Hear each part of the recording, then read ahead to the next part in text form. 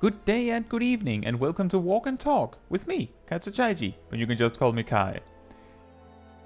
We're going for, I would say, a walk we've done before this time. I'm sort of running out of new places to walk to that isn't just like, let's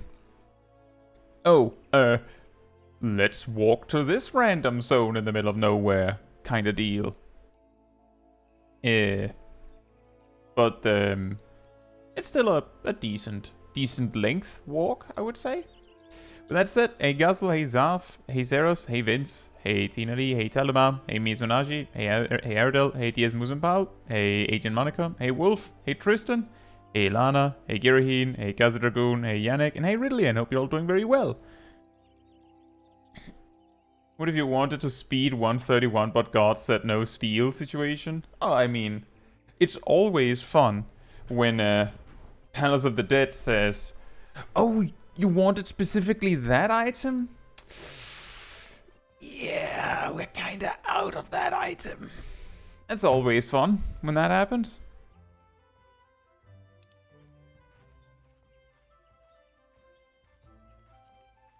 Always fun.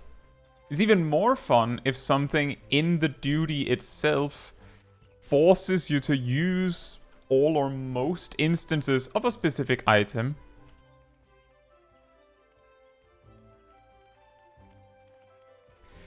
And then it doesn't give you more. So what we're doing here, for anyone who hasn't been to one of these walk and talk streams before, is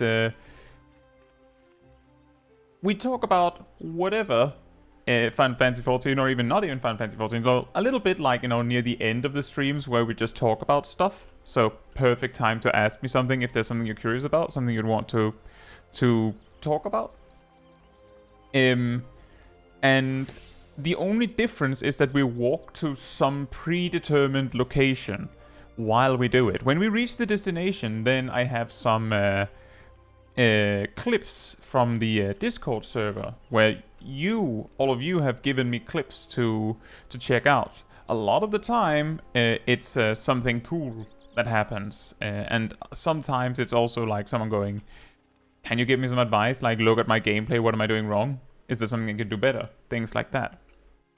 The reason why there is a speedrun timer on the screen is because the idea of the walk and talk stream originated from an April Fool's stream where I missed the NPC. I missed the NPC. What are the chances?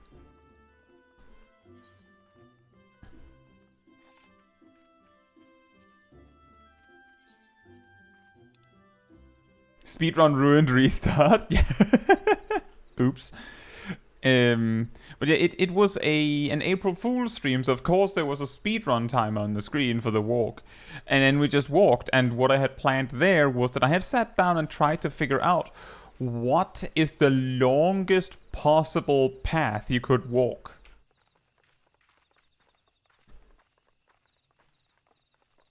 And then we just walked that path. And even that wasn't actually that long, so we ended up walking to another destination after that.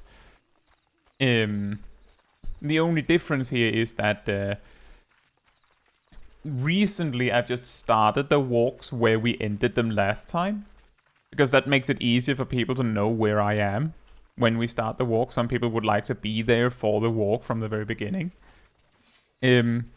But yeah, that's basically it, and because it's kind of funny to have a speedrun timer for something this slow, it's kind of ironic in a way, right? And it says all the steals were in 137 and 139. The best part is when there's like 3 or 4 or even 5 on one floor. I think I've had that happen. It's like something like 5 steals on one floor. It's like, I can't use all this. Hey Rust and Jonathan, hope you're doing well.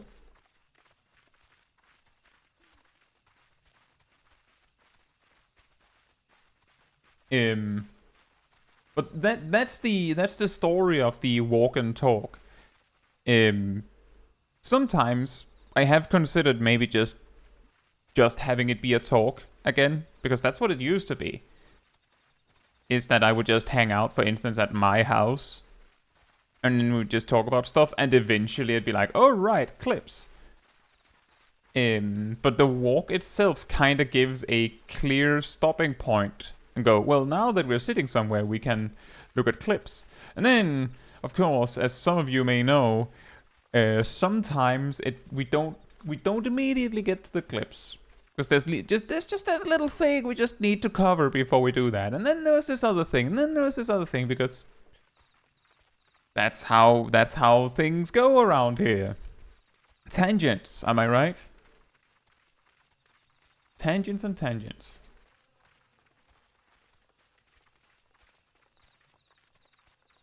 But yeah, we are on Ravana Materia if you want to join for the walk. I specifically put them... we specifically do the walks on OCE because then everyone can join.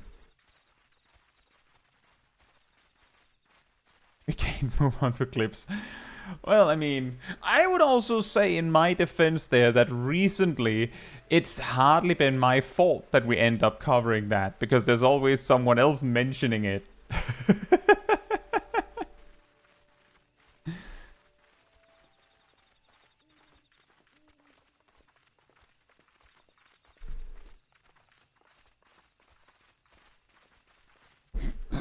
Jonathan says, so is chaotic raid the fastest way to get item level 730 body pieces since the conversion change? I'm pretty sure that the conversion thing they offered or added is that you can convert the materia thingies that are used for gear into the ones that are used for not gear. So in that way, nothing's like in terms of how quickly you can get a body piece, nothing's changed. In answering your question more directly, that depends. Like let's say you already have like the weekly tomestones to buy a chest piece, then like if you haven't done your alliance raid for the week yet, then you do that and then you can get a 730 body piece. That would be the fastest. But if you don't have the weekly tomestones and you have already like capped, so you cannot buy the 720 body piece this week, then like it automatically loses to chaotic raid, because you can farm the chaotic raid, assuming you can beat it, of course. And the third option is savage raiding, which means it's like, oh yeah, you just have to beat M3S. So if we assume you can do that, then you would have to find a group for that. And it's just one clear, then you just have to win, right? Which again, there's some randomness involved, and there's also like, it might be really hard if you haven't done it before. There's a reason you're looking for a 730 body piece. But it's not like chaotic isn't hard, right? So it kind in that specific aspect, it kind of boils down to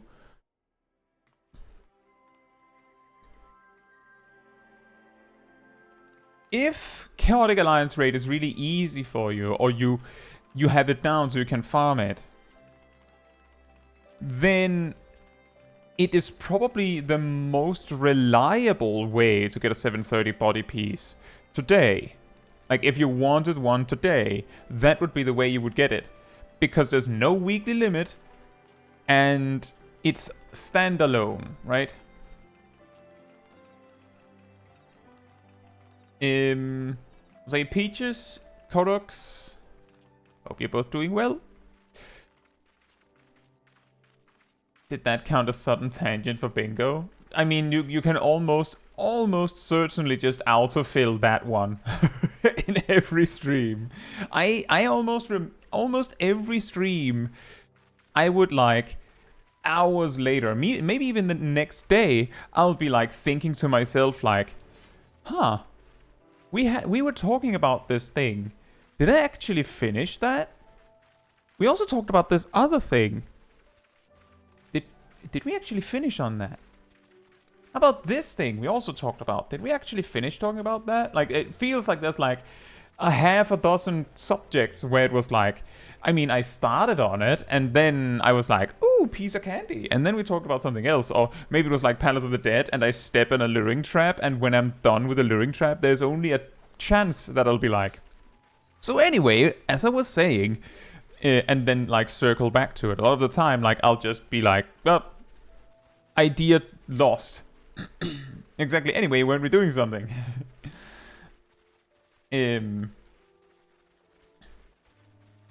Oh, that's unfortunate, Diasmus and Pal. Yeah, it is like just around evening time for me. So if like, and like if I move the stream time, then there's others that will be like, oh no, then I miss it. It's really difficult. I'm sorry. Agent Monica says, do you use Fisher for these walks because sneak? Yes. Or do you use it for another reason? Nope, it's just for sneak. It's straight up just for sneak. I could have used Miner or Botanist, but I have a tendency to specifically switch to Fisher if I'm like, if I'm in a party. Is that a hunt mark? It's Earl.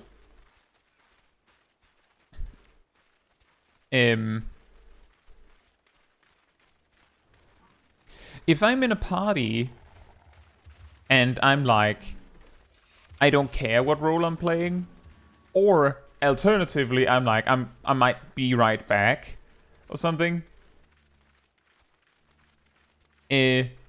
I'll switch to Fisher, because then I can be like, so what role do you all want to play? Because if I'm like warrior and I ask the group, what roles do you want to play? There's a very high chance they'll be like, well, Kai clearly wants to be the tank, so I'll just not be the tank.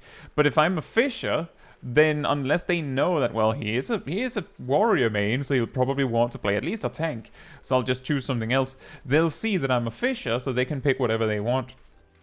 But I always choose Fisher for that, because it's kind of funny to see a fish in your party UI.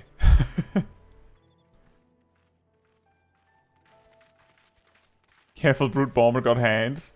Yeah, if you, like, I would say that's a thing with all 4 of the current raid tiers, that while we're reaching a point where for some of us they're pretty manageable, they all have the capacity to just dunk on you if you don't respect them.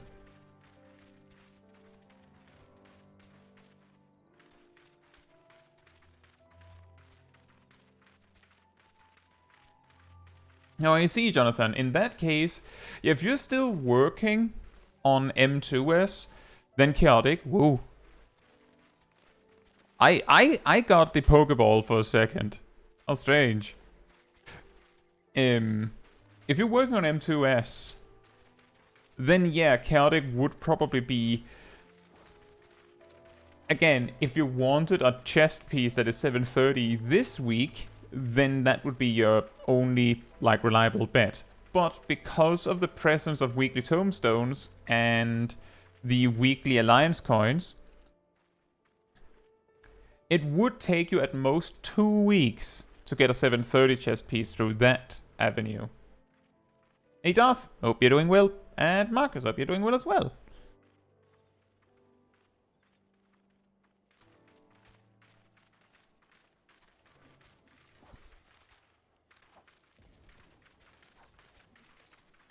And thank you, Aradel. That is a good point. There is a bingo card in the pinned comments on the meme channel. Lana says, in fairness, they presented it like this. What you get, if and only if, symbol. What you give. That is strange. That it should be a right way, like a right, an arrow pointing to the right. The fact that it points both ways suggests that you could trade them in both directions.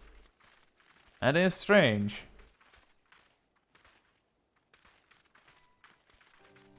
Zav, I wonder if the Dark Knight thinks your sacred soil is bad. Maybe he thinks that it's a danger zone, so they step out of it. Hey Fila, hope you're doing well, and Bokaj, and Knight. It's been a while, hasn't it, Fila? I hope you're all three doing well.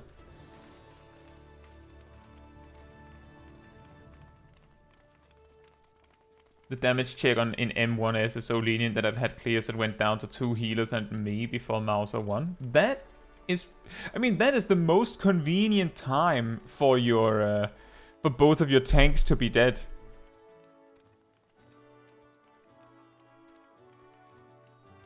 Would you know your total playtime, including any ults if you have any? I'm not 100% sure on the exact playtime of Smol Kai. Whoops. Can't remember how to undo.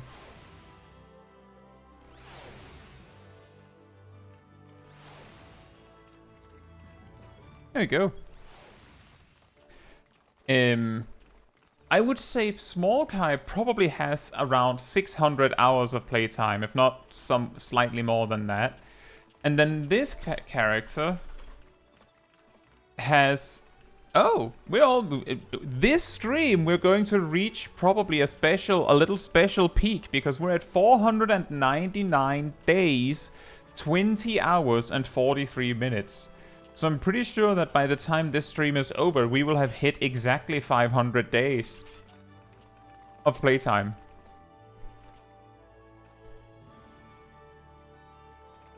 Also, hey Nathan, hope you're doing well.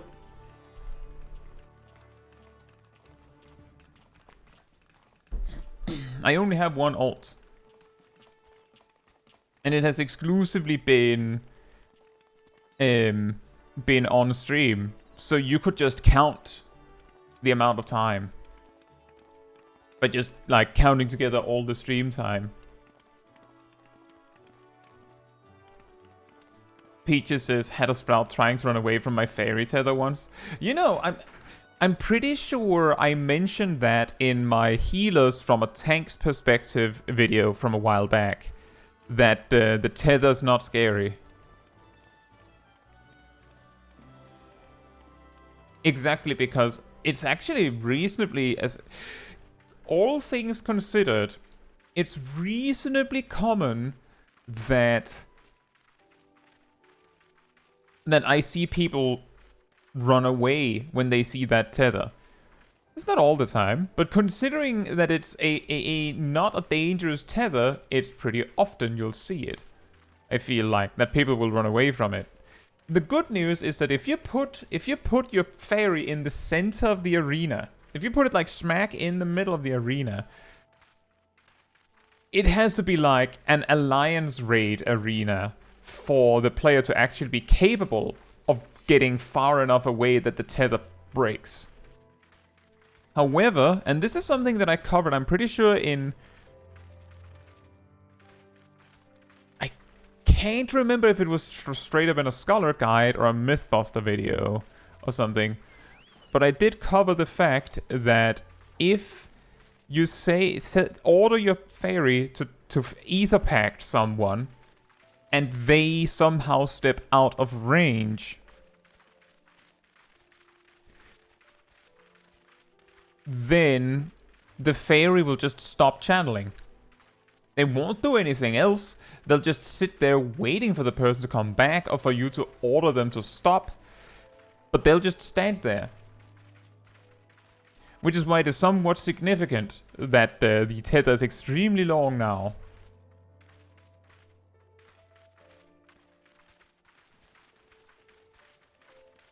The Blackest Night is harder to pop in soil, so it's a DPS loss. Let's just say that if you, the Dark Knight, are avoiding mitigation because it'll make it so your TBN can't break, then you're a lucky Dark Knight. Or it's easy content.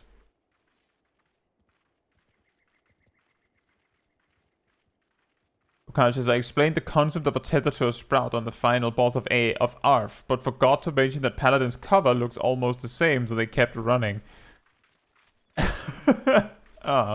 Hey Nox, I hope you're doing well. And hey, Truck Driving Gamer and Jack, hope you're doing well.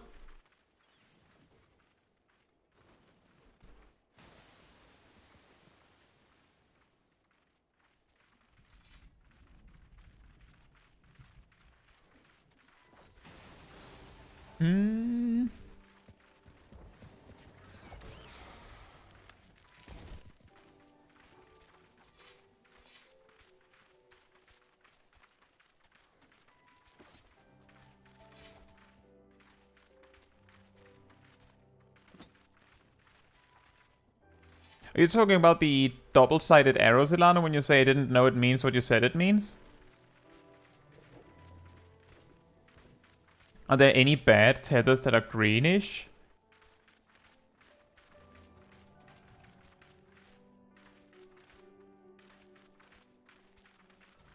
I don't know. Oh yeah, the Sephiroth Extreme, the green beams for the magic explosions. Those are bad tethers. Gazel says there are exactly 99 videos in Smol Kai adventure playlist. Will there be a 100th one soon? I don't know.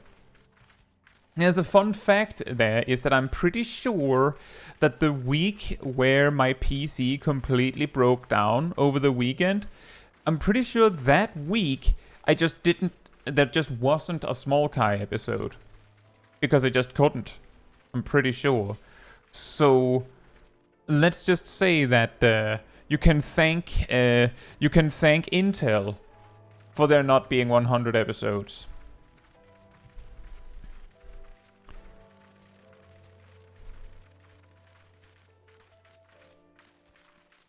There might be one. I mean, I feel like the fact that there isn't 100 episodes at least leaves the door more open that one day there might be more episodes. Instead of if we had left it at a perfect 100, it would be like, that would be weird if we added more. We'd have to add another 100 to like make it look nice. Whereas leaving it at 99 is, it at least leaves the door open for more.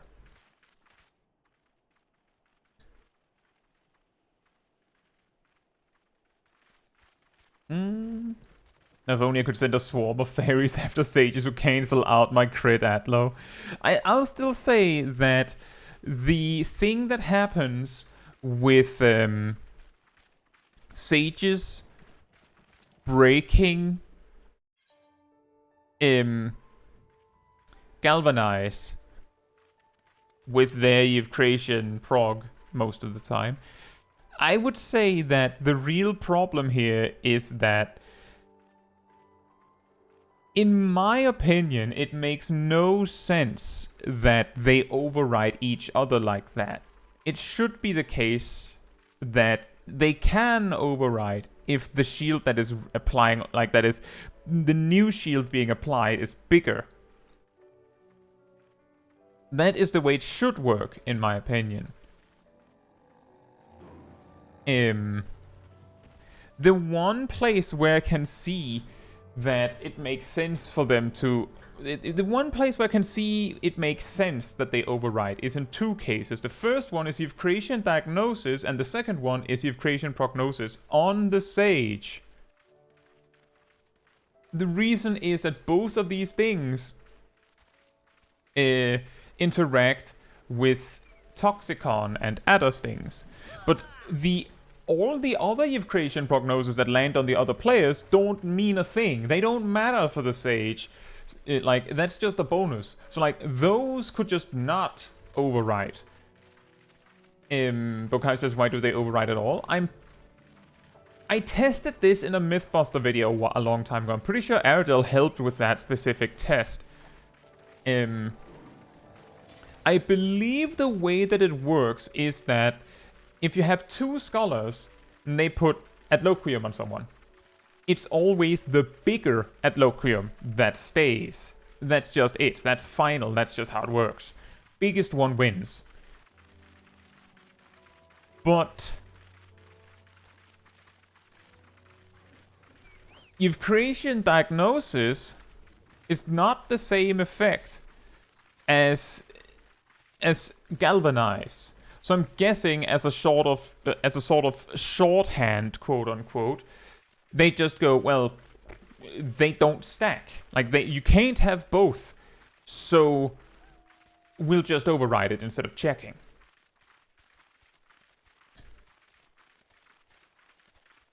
But an additional thing to this is that not only do they override each other, there's a hierarchy. If a scholar casts Succor, it applies Galvanize to everyone. If they use Adloquium, it applies Galvanize to the target. Creation Prognosis will override all of the Galvanizes, but Succor will also override all of the Creation Prognosis, including the one on the Sage, weirdly. But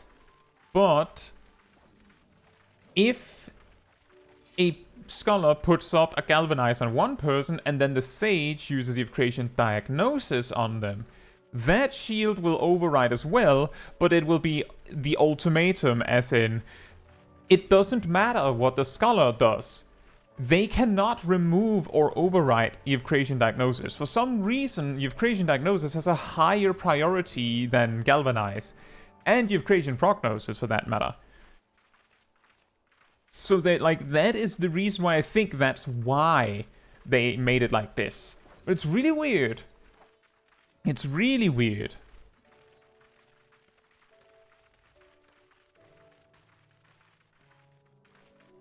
Yeah, it is the Toxicon interaction. Here's a funny thing, Taldemar. When Sage was initially released, the Creation Prognosis didn't have any interaction to produce Adder Stings. Not a single one. It was later they added the effect that the shield breaking on yourself counted. Which is probably the reason why Creation Prognosis does not have any sort of like special treatment that Creation Diagnosis has gotten. Because they added that extra detail later.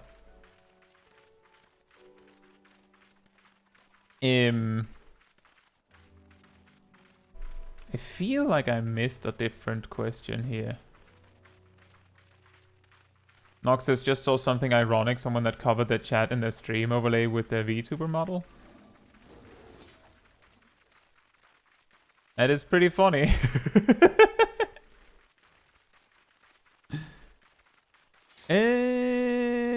Let's see. Hazolization and Vivi. Hope you're doing well.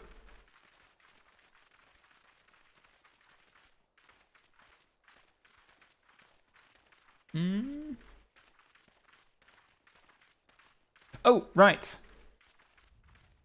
Bokaj says, why do they override at all? And Zav said, because they don't want them to stack. And Bokaj then said, there's a lot of other shields that stack. And there's precedent of the shield that benefits when broken being broken first with Dark Knight TBN, right? That is correct. Shields that have some sort of payoff when they break typically have a higher priority in the shield stack, you could say, as in they will prioritize getting broken faster. It actually works both ways in that shields that benefit from staying around for longer work the opposite way. For instance, if you use Creation Diagnosis on someone, it produces 2 shields, as we all know. But the regular shield, the one that didn't get produced by the crit, will break first from damage, and the crit shield will stick around after that. Why? Because it's only the regular shield that gives an Adder Sting, and aside from that, you don't really care about the order in which they're broken. On the other hand, when a scholar uses Adloquium and gets a crit, and it applies both Galvanize and Catalyze, it is the crit shield, which is called Catalyze, that breaks first. Why? Because it would be nice that the Galvanize is protected, just in case you want to use deployment tactics. There's more value in the Galvanize shield staying around, and the Scholar doesn't actually care whether it breaks or not, when it really comes to it. This extends to most shields. For instance, a Dark Knight's TBN has higher priority than Creation Diagnosis, and obviously a much higher priority than catalyze. The one thing I remember we looked into that in a Mythbuster video. I'm pretty sure that it was one with a gunbreaker in the thumbnail. I'm pretty sure. But I'm also pretty sure that the thumbnail mentions the TBN thing. The one thing that I didn't cover in that one was that it apparently there is a shield that has a higher priority than TBN. I'll give you all a chance to guess what it is before I just blurt it out. And thank you, Ardell. That was difficult to find. This is in one of the random 10 mechanics things. Telemouse says Reaper. That's correct. Nice, Ardell. Thank you. The reason why Reaper has higher priority, it makes sense when you think about it. TBN could be put on anyone. Obviously, the Dark Knight would prefer that whoever they put a shield on, TBN's shield is the highest priority to break, right? But the Reaper can only put their shield on themselves, and we can probably assume that in most cases, the Reaper would prefer that the shield they put there has priority. It has nothing to do with shield duration, Yannick. As far as I know, it has nothing to do with shield duration.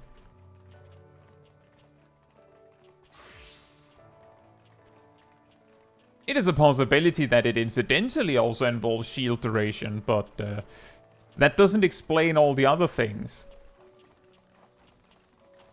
Logically, we can surmise that a Reaper using Arcane Crest would like the shield to break because it has a payoff that they would like to benefit from. The Dark Knight could put their shield on the Reaper as well, but the Reaper might not have wanted that gesture. They wanted Arcane Crest to pop. That's why they used Arcane Crest.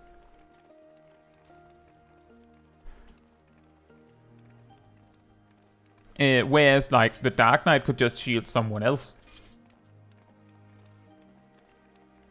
About the Pictomancer one, I don't know where that one goes into priority, but I'd imagine that one would also be really high. The tests I did were back in Endwalker, of course. I would guess, just off the top of my head, I haven't tested, just a guess based on what we have seen, that the single target Pictomancer barrier would probably have a higher priority than TBN, for the same reasons as Arcane Crest. Now, the AoE one, I don't know. Because the Pictomancer ultimately really only cares about the shield on themselves, I'm pretty sure.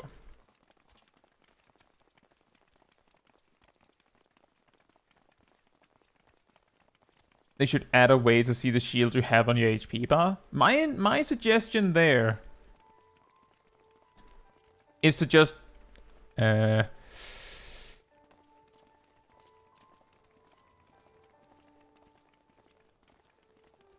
just toggle this off so that you always can see your party frames. For some reason, they decided to make that piece of UI more helpful than this down here. What job is everyone's favorite healer? And don't say warrior. My favorite healer is probably still... Well, I think it's actually... I think it might be Scholar. Even though I often feel more confident playing Sage myself.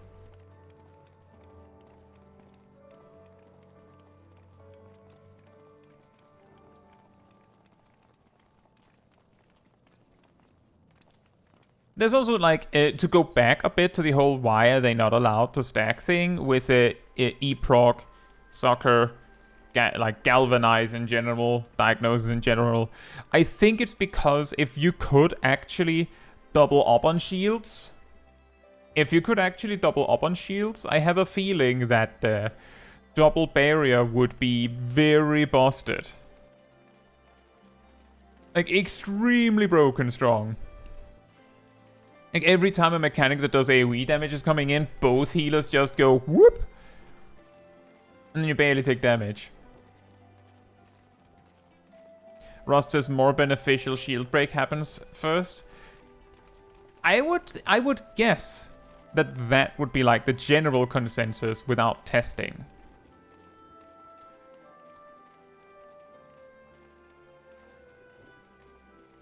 Yannick says this is rather unhelpful as in most cases, unless you're playing healer, you don't look at the party list. I have some bad news for you, Yannick, because that tells me that you're not a very good team player, if that is true. I remember that I have more than once gone, alright, so I would generally advise that you have your party list somewhere where you can somewhat easily see what's going on in it without looking too far away, at least if you have some sort of support option. Like, if you have some sort of action that could be helpful to target someone else with.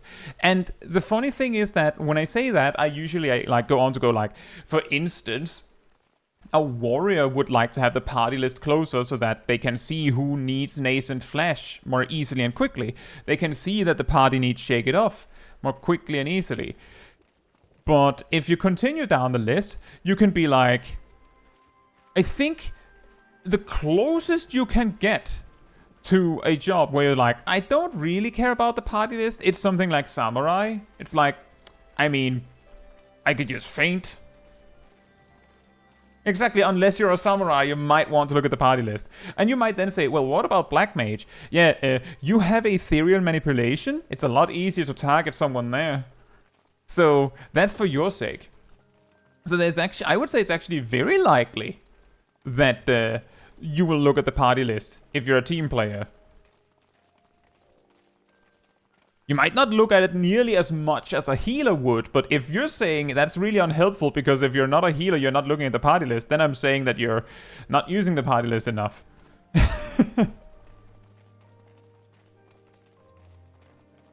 But yeah, to Rust's suggestion, you can probably assume that the order in which the barriers pop will probably be approximately in what makes the most sense, like what would be the most helpful. The problem is that sometimes you have to make the observation that, well, most helpful for who exactly? Like, what's more helpful, that the Sage gets an Adder Sting, or the Dark Knight gets an Edge of Shadow? It's probably the Edge of Shadow that is more helpful. But if you ask the Sage, they might go, nah, I actually need that Adder Sting. I need that Adder Sting, otherwise my rotation doesn't work later. But then again, TBN has a shorter duration, so it's more critical that it breaks faster, which turns back to what Yannick suggested. Could it be the reason, like the priority list, is that shorter barriers need to break sooner and have a high priority so that they don't just tick out? Which is also very reasonable, right? And that would also make sense with Arcane Crest that only lasts 5 seconds.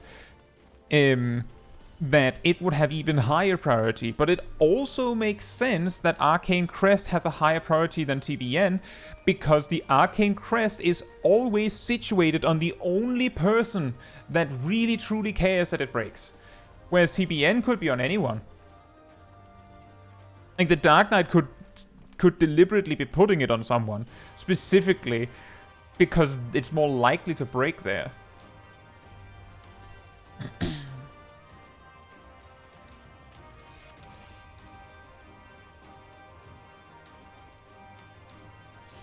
The Agent Monica says, speaking of healers, which job would you say is the easiest to learn the role on? I would say that the easiest to learn the role on would be White Mage. But that's not because there's White Mage, easy healer. White Mage is pretty complex when you think about it.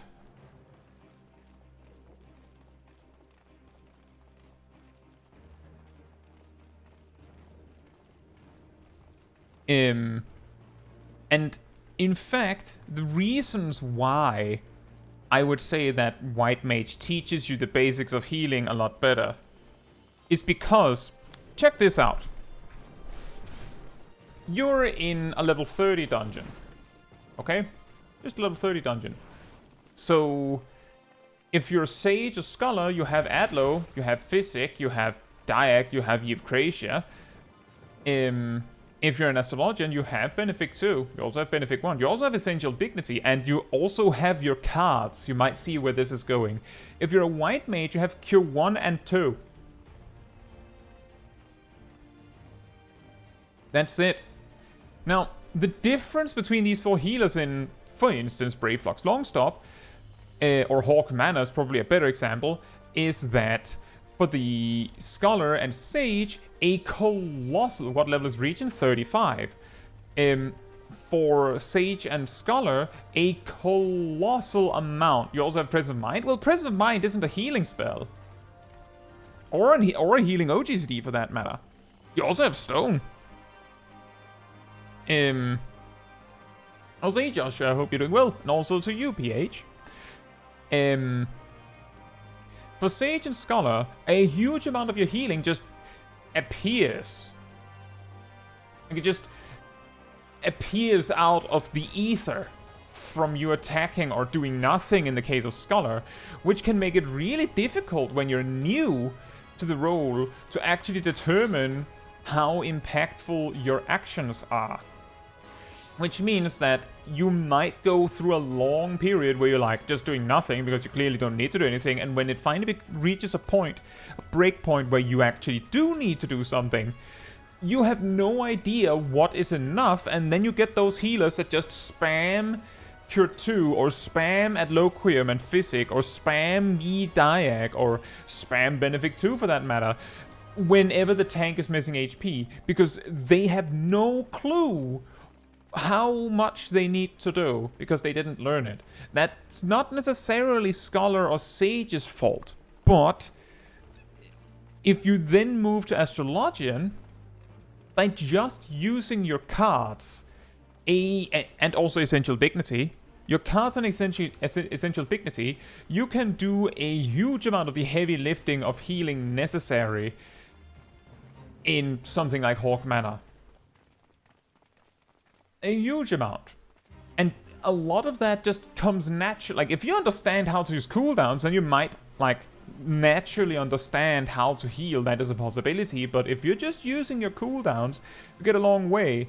With White Mage, there is, in for instance Hawk Mana, there is no such thing as just use your cooldowns. If the tank is missing HP, your options are Cure 1 or Cure 2. If everyone's missing HP, your options are Medica 1. That's it. If that isn't going... If you need more than that, then good luck. So the logic I'm applying here to say which one is the easiest to learn healing on is White Mage is going to be the meanest of the 4. So that is the one where you're actually going to learn what needs to happen. Because it doesn't help you. The other 3 are like, it's fine. Like, by Sastasha, Astrologian has like a guardrail of like, if you overestimate what you can get away with, you can just use Essential Dignity. And Scholar and Sage basically have autopilot in something like Sastasha. White Mage just doesn't. It's a lot more self-reliant in that. You have to do it. Which means that you get a lot better acquainted with how much healing you need to do. Saab says, on the other hand, White Mage might just shoehorn you into, I need to just spam Cure. That is also a possibility. That's the thing, is that just like I'm like, well, Scholar and Sage are so easy that you might never learn how much healing you need. White Mage might be so easy, so difficult that you basically become like a stressed wreck, and you never feel confident doing anything other than healing. Like, that's also a possibility. It depends on what kind of mindset you're going in with. Like, let me put it like this. If you want to be a barrier healer, then White Mage isn't a very good starting point. But it might be fine to try it to understand the basics. If you want to be a pure healer, then White Mage is probably a good start. But that's the thing that I'm getting at, is that I feel like White Mage is the best choice for learning healing because it's so evil. It's so rough about it that if you get good at White Mage, if you're good at White Mage, as in you're not just spamming Cure, you know how to attack, you learn all these things. If you're good at White Mage, you are actually good at White Mage, there's a reasonably high chance that you'll do decently well with the other healers, I feel. That can also work the other way. I can just imagine that a Sage or Scholar main might feel like something is going wrong a lot if they play White Mage, because they're lacking that passive healing. Joshua says, if you're desperate enough, it can be. Oh yeah, Presence of Mind can be a panic button, but most of the time it won't be. Most of the time it won't be.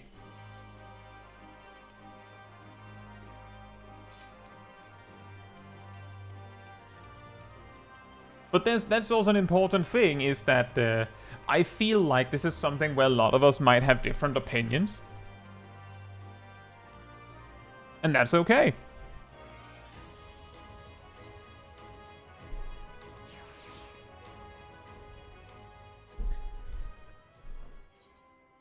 Jose, Fallow, and Bronto, hope you're doing well.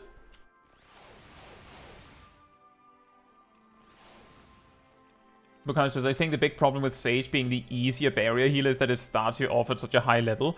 Yeah, that is also why my advice whenever people go, I feel like Sage is so hard, is just, you know, just put the buttons you would have at like level 18 on your hotbars, and then do Zastasha. You're probably going to have an incredibly easy time. Like, if you really think about it, if you're attacking, you're probably doing fine. And then you can do like, put in the buttons for level 30 and then see how that goes. In something like Brave Flocks or Hawk Manor, and then you can hop to maybe a level 50 dungeon. You could even, like, if you're really, really brave, you could go and say, oh, I should do Aurum Vale next. Joshua says, I do also remember being White Mage at level 30, being like, Presence of Mind? Why don't I get another heal as the White Mage? But being max White Mage, now I'm like, my most powerful damage, I got first skill. Yeah.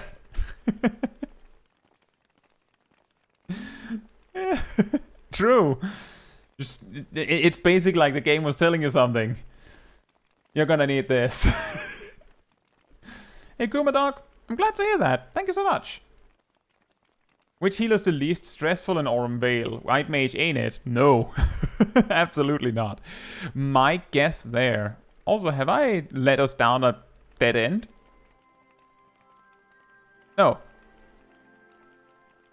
The least stressful in Aurum Vale. I feel like that has to lean between Sage and Astrologian.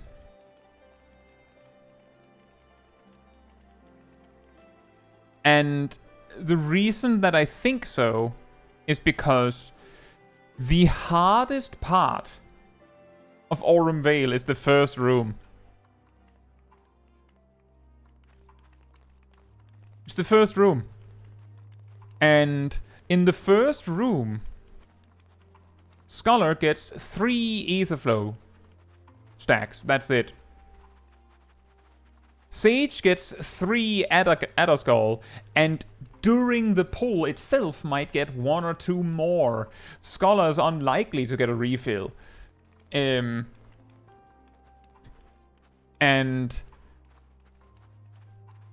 Astrologian has their cards.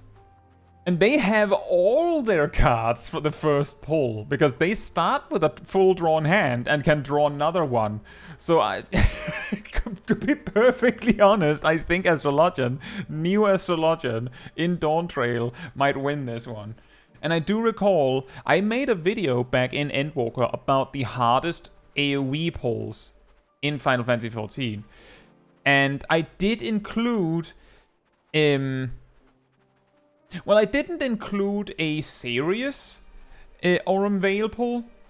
I pointed out that pulling the entire room is, like, nigh impossible.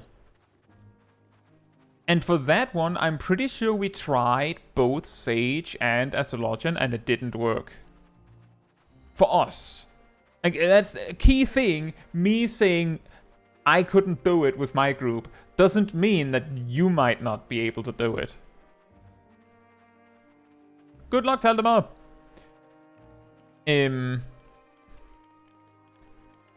So, like, it might be possible now. There's also the part that under, like, realistic circumstances, like, under the kind of circumstances where you actually would run Aurum Vale, you would never pull the entire room, ever. Like, there's no reason to. There used to be possibly a reason to, back when regular mobs gave XP. Like, the first room gave crazy amounts of XP.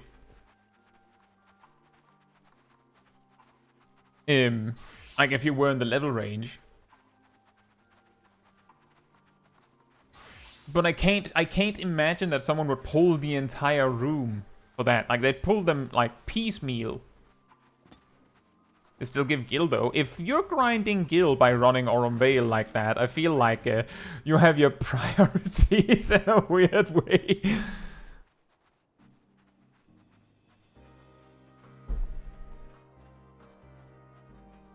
So you Sleepy Walrus, hope you're doing well. And Jacob, you're doing well. No, what I mean, fella, is that if you're going into Aurum Vale looking for cash, then you're choosing one of the least efficient ways to make money.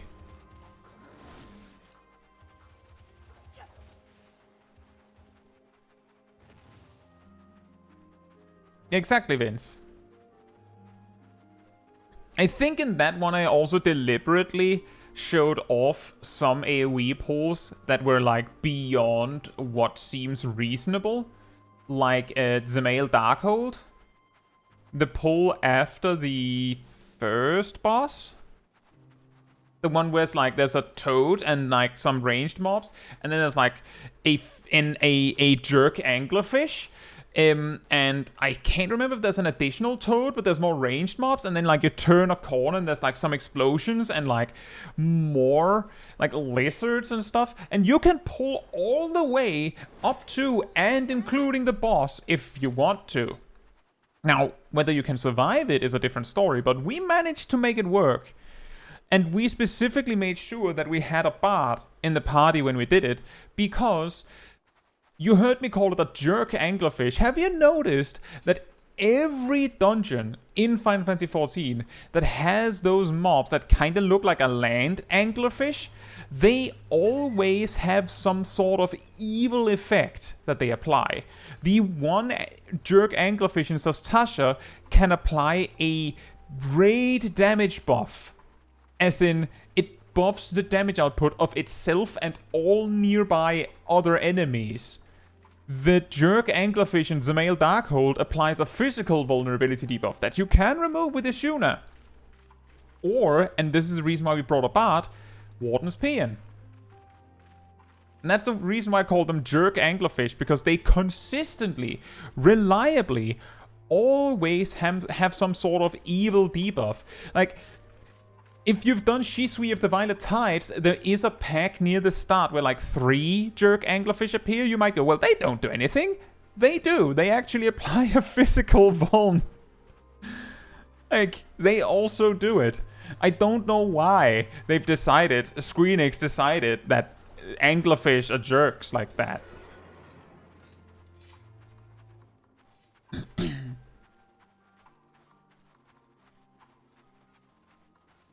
But,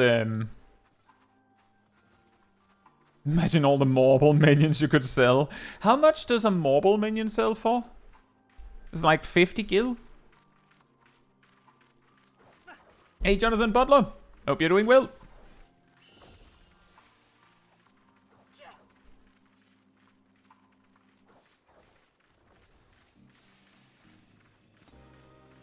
I think Aurum Vale will suffice for guild farming for the rest. Fair enough, Valor. Although, I'm pretty sure the vault... like, there's a money-making strategy that involves the vault. Although I've also heard that one-shotting Bahamut is also an effective strategy now. I'm pretty sure I've heard that that one is better.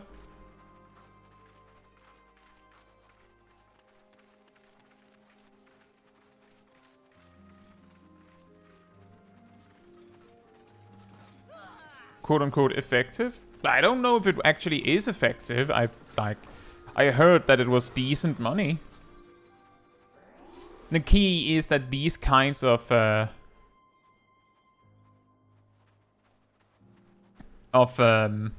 money-making strats where you just spam a duty for the cash, it's often a matter of raw cash grind.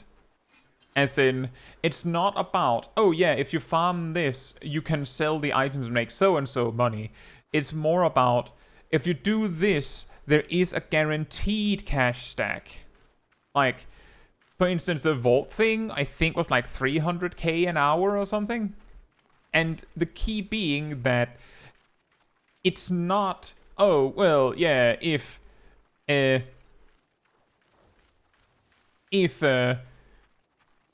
lucky and sell, you will make money. No, you make 300k approximately by doing it reliably, and you might make a little extra, maybe.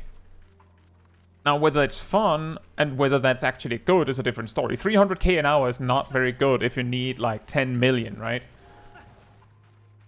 Does Palace of the Dead give gil consistently? Palace of the Dead gives gil,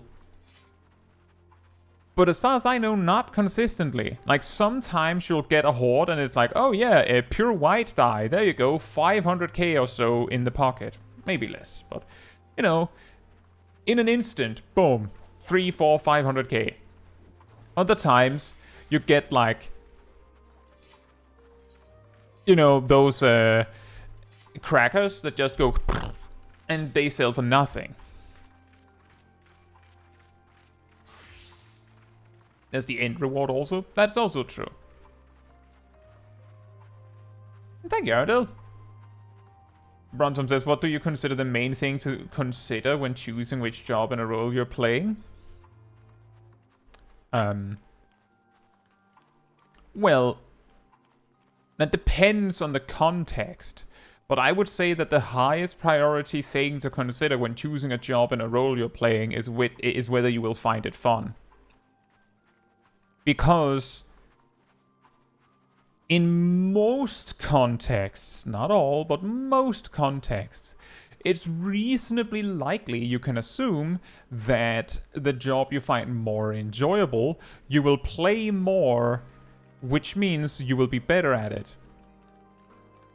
So by extension, choose the one you're better at, because you'll probably be even better at it with time, because you'll enjoy it enough that you'll play it outside of the specific context you're choosing the job for.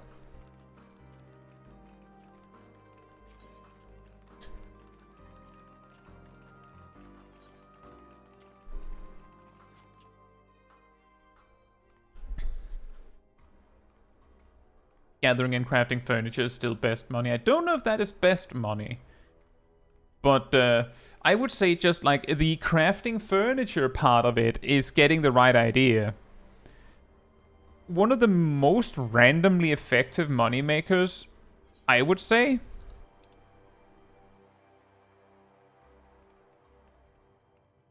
is find a niche that people are buying, but not a lot of people are selling. That can make you a decent amount of cash. Which, the reason why furniture is effective is that there is so much furniture that if you're a person who's like, I need so-and-so furniture for my house, you know exactly what you're looking for. And you'll find it, the most obscure item, someone is gonna need it someday, so it'll sell. But if you're sitting down going, I would like to make some money, what furniture items should I make? It's going to be really hard to figure out what you should make. So if you can find some obscure item that turns out to have a very good profit margin, it's relatively unlikely that someone else will happen upon that same niche. Just like out of random chance. And now that you're there, the profit might not be worth the hassle for them either. They'll just find a different weird obscure item. And yeah, of course, if you're specifically in it to make the cash, if you have the money to invest in the first place, there's the option of FC submarines. But it of course requires that you can get it set up in the first place. And it also requires that you need the money that you can actually be bothered. I'll say hello, and Jojo. Hope you're doing well.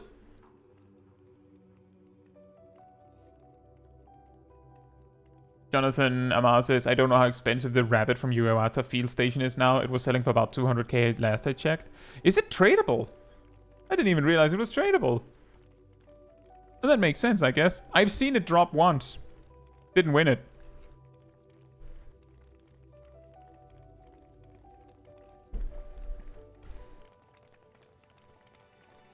Sell a pure hot chocolate for 3 million gil because it's out of season and the impulse is that is pretty funny.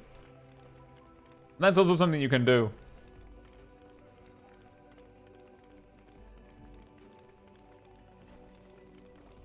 No, yeah, that's true. Eureka Authors has the hyper potions. It is a rather specific clientele that you have, though, I think. Like, you're selling to primarily players that are doing deep dungeons, right? Specifically solo deep dungeons. Which means that they probably have the capacity to farm those potions themselves, too.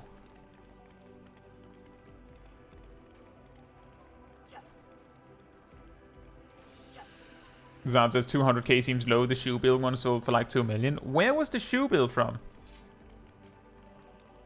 Hyper potions saved me so many times in mental roulettes.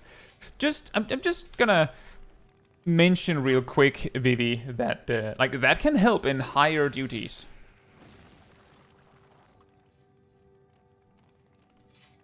But just keep in mind that because of the weird, wacky scaling of the potions, super potion is just objectively worse than hyper potion.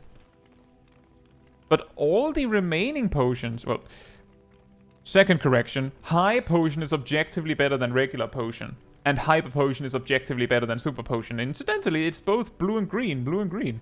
But the remaining 3 in the middle, and also the high potion for that matter, have their days in the sun. Specific duties and HP ranges where they are the strongest. So, if you like to bring potions for your mental roulettes, bring like a little bit of everything so that you have exactly for the specific duty you're in. It's actually pretty insane. I'm pretty sure I've heard people compare spamming high potion in something like Sastasha. So imagine if your healer had a 20-second cooldown Tetragrammaton. Yes, the level 60 ability. And not only is it, imagine if your healer had that, it's not your healer that has that, it's you. You know when you'll need it.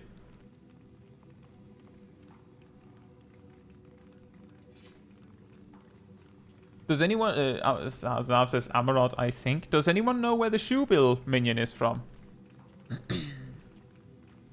Elaine says maps, lots of money to be made from there. And that's also another, like, chance one. Is the Shoebill from the Amarot? From Amarot? If so, I could see why it would be 2 million. Especially now.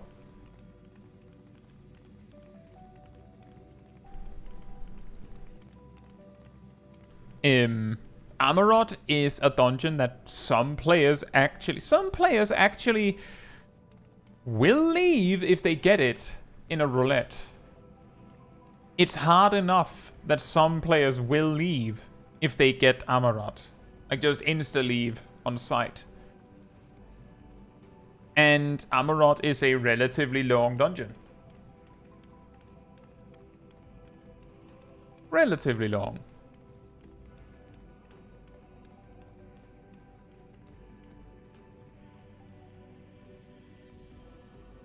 And there's also that, Ceros, that The reason why the Shoebill is so special is because there's some sort of, I guess, non-canon lore to the Shoebill. Like, that certainly helps its value as well.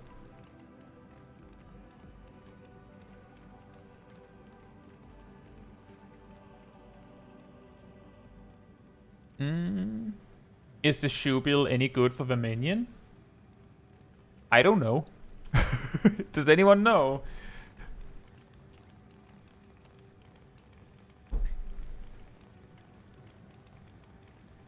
Vivi says, today I learned an item means no water, and now 2 dungeons have it in the title. Makes perfect sense. What?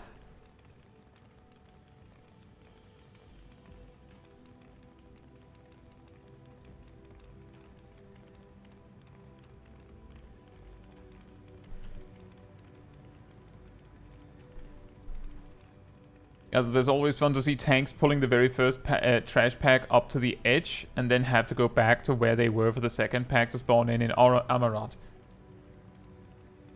I'm pretty sure... I can't remember which one, but I'm pretty sure one of the mobs in the first pack in Amarat, like the very first pack, one of the mobs will trigger the second pack to spawn when it individually is slain. Oh yeah, it's my slime! It's very pink.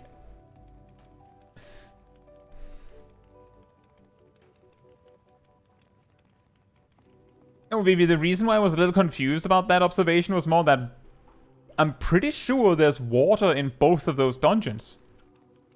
I'm a little bit like, what do you mean by it makes perfect sense?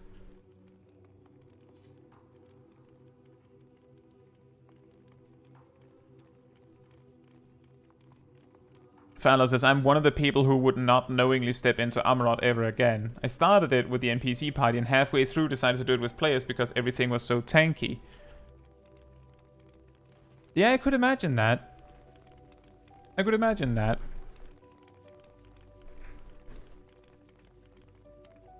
This place on the map looks like a cracked donut with small stubby arms. I would say it looks like Kirby. See, foot, foot, hand, hand. It's like front foot, back foot, front hand, back hand. It's like...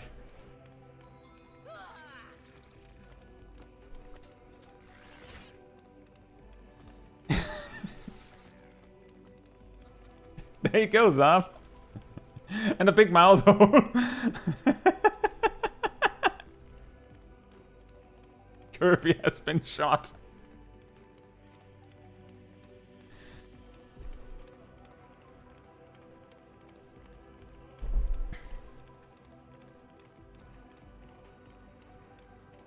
Cat Damon says Kai might have spent more time walking than fishing on Fisher. Just saying. I'm pretty sure I've walked less. That's also partly because I leveled fishing. Just fishing normally.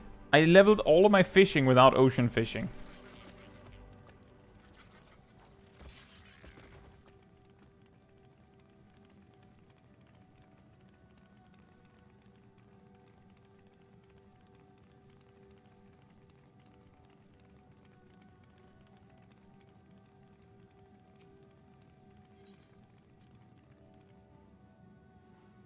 How long did that take? I don't know. Consider that there was a time where ocean fishing didn't exist. So some of us had to level like that. We had to do it uphill in the snow without breakfast. Both ways. You also don't get any lunch.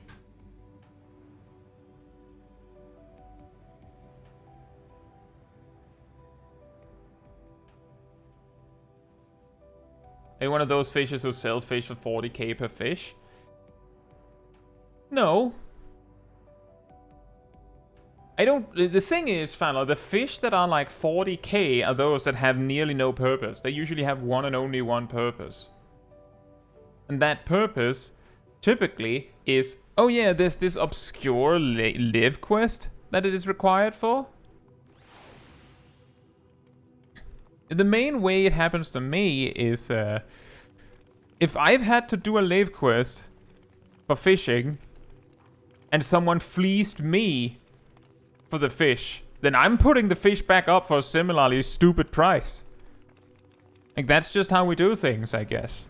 And the same way, if I recognize that that's the kind of fish that I just went and collected myself, then I want to be paid. So I'll put it up for a slightly more ludicrous price than usual, but a lot of the time people won't buy them. 40k per fish is not going to sell.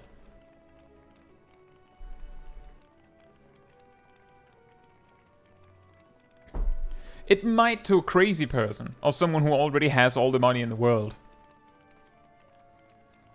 Uphill in the snow without breakfast sounds like that could be a Danish saying. It isn't.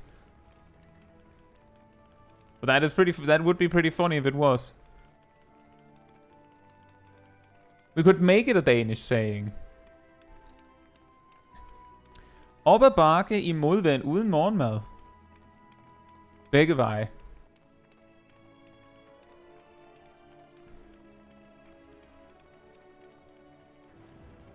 Oh, fella, I'm also sometimes the crazy person there. I think I have bought... Like, I think I have forked over like 100k just to finish a live quest.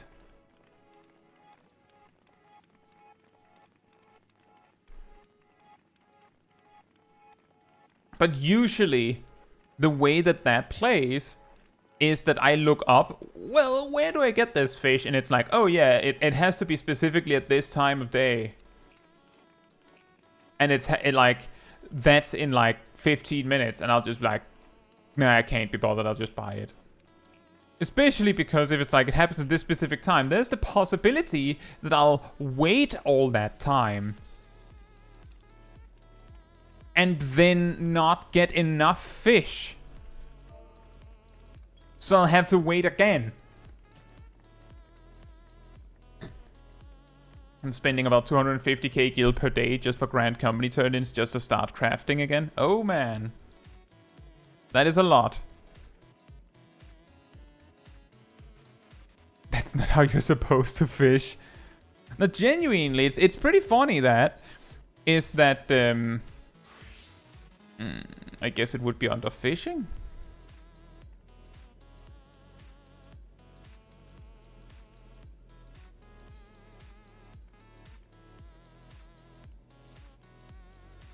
I had this achievement. And like below 20k on this. And then there was a Mocktomb event that was like, yeah, I think it was get over 8k or something like that in ocean fishing, and that was the only reason why I came back to ocean fishing. I basically got this first try and was lucky. I was like, well, good, I don't care about this. Or this. I'm just gonna head out.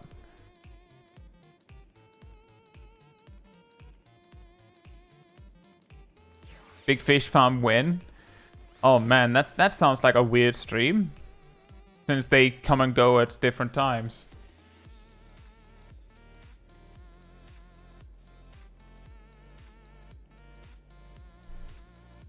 But I mean, I have considered just working on achievements for streams.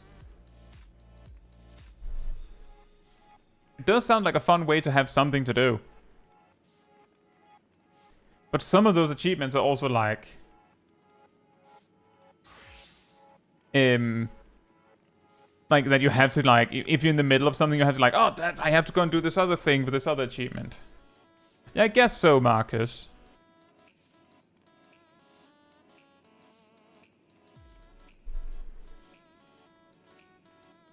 I don't know, Bokaj. I thought I had the mental roulette achievement, the mental roulette market covered, but guess who's there as well? But I don't know about that.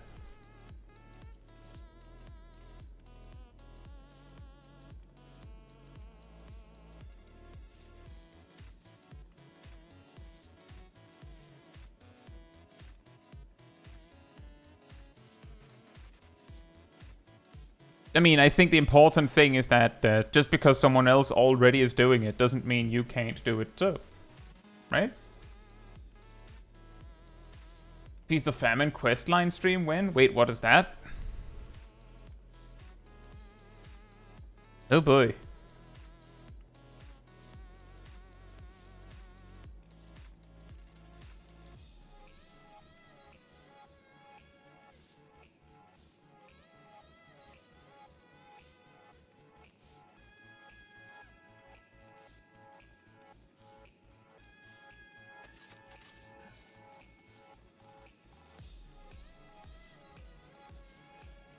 It's a tutorial quest for Big Fish.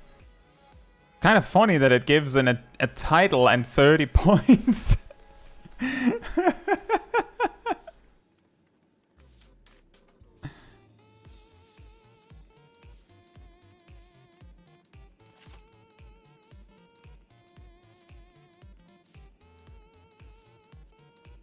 It sounds like Feast of Famine is a Big Fish quest, Agent Monica. I'm pretty sure the best I have in that regard is this one. I'm pretty sure this is also a Big Fish. The Beast of Brewer's Beacon.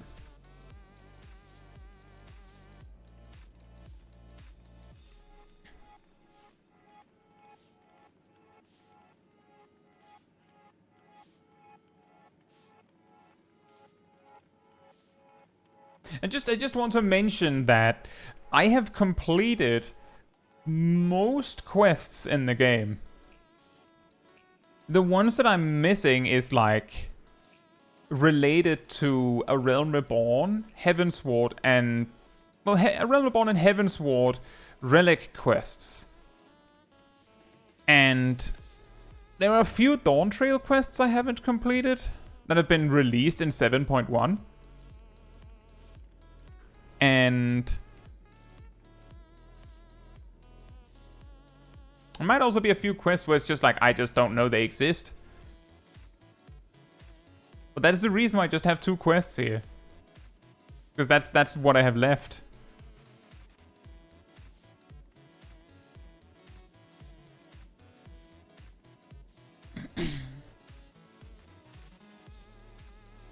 Alolan Jojo says, when I was unemployed, I did every side quest in the game up to Endwalker. I just remember I did that over a long, long time. I don't think you can get Aetheryte tickets from the Gold Saucer. I'm pretty sure you can't. A relic weapon grind doesn't sound so bad to stream either. I stream back the most recent Yokai Watch event. I did stream grinding the yokais. And I did it as Paladin. Because I'm carrying this thing around. And I got every single yokai thing finished. All of it. And I have I have it on a retainer, so I can't show it. But I only got 10 of 2 of the Atmas I needed. I also have one that I got 9 of. The rest is like, I have 2 that I have 6 of, one I have 5 of, one I have 4 of, and then the rest I have like 3 of. Like, I'm not even halfway.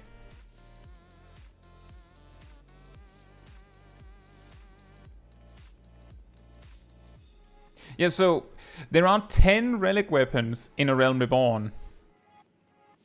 So you need 10 of each Atma. I have 10 of 2 of them. But I guess the difference from me is that I lost interest when I had finished all of the yokais.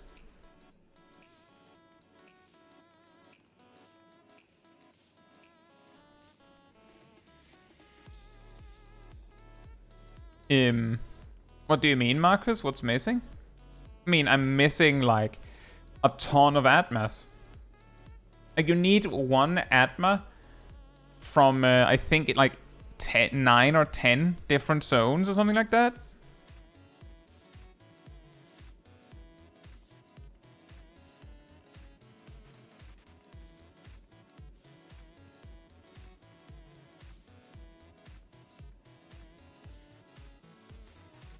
And that is correct, Brontome. 12 zones times 10 each. It doesn't help, that makes it, it's actually even worse. 120 Atma. But yeah, exactly, it's like, from my point of view, like, sometimes you'll be like, oh, I want specifically the Paladin, or the Warrior, or the, I don't know, White Mage, a Realm Reborn relic weapon. So you specifically work on that. The only reason that I even have an A Realm Reborn relic weapon in the first place is because there's 2 trials that are required for Mentor Roulette to be unlocked. That's how I ended up having a relic in the first place. And the only reason I started working further on them was, ding ding, a Yokai Watch event was there anyway.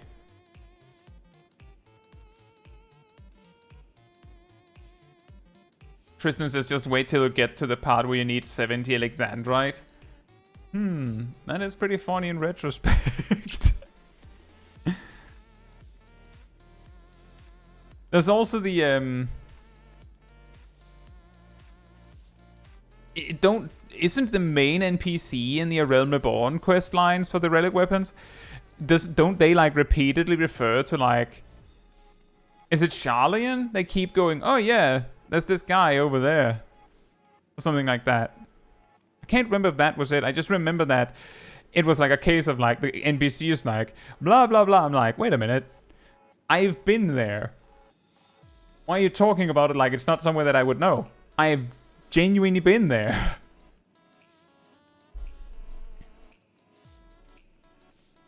Razatan, that was it.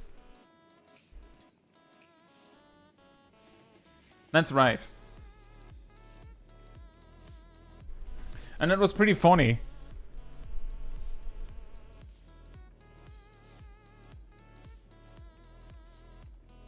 Alexandrite probably was already a funny name back in Heavensward with the yeah, that's true.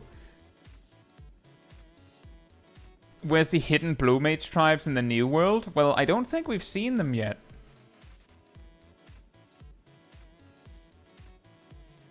I don't think we've seen those yet.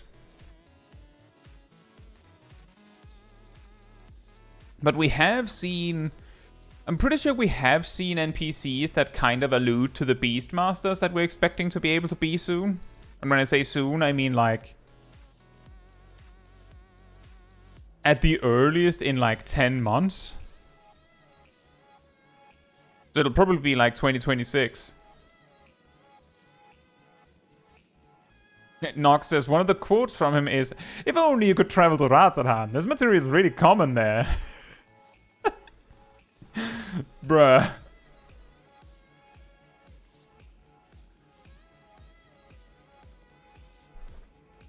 That is that is pretty funny. Oh man, if you only could go over there, it would be so much easier to do this. If only you could go to Razatan.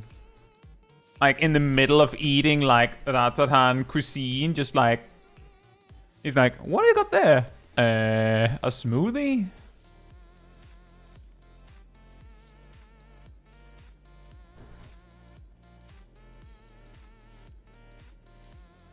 It'd be funny if they brought Quina from 9 into 14. That would be pretty crazy. I have heard people ask that before.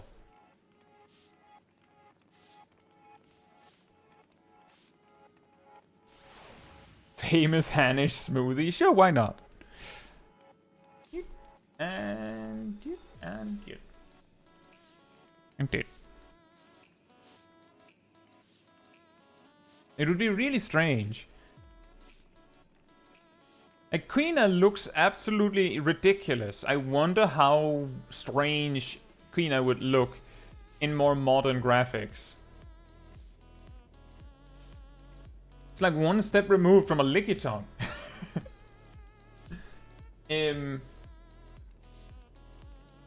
Yeah, we made it to the bunny party here.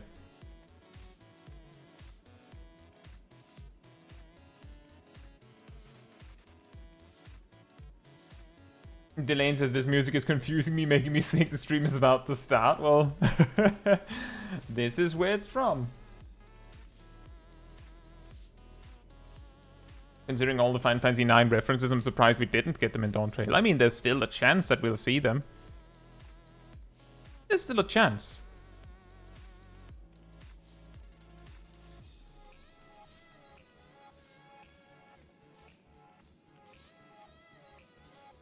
The blue mage in the Dawntrail fishing quest learns his spells from eating the fish.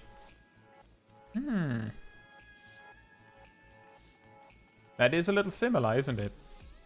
Learning spells from eating things.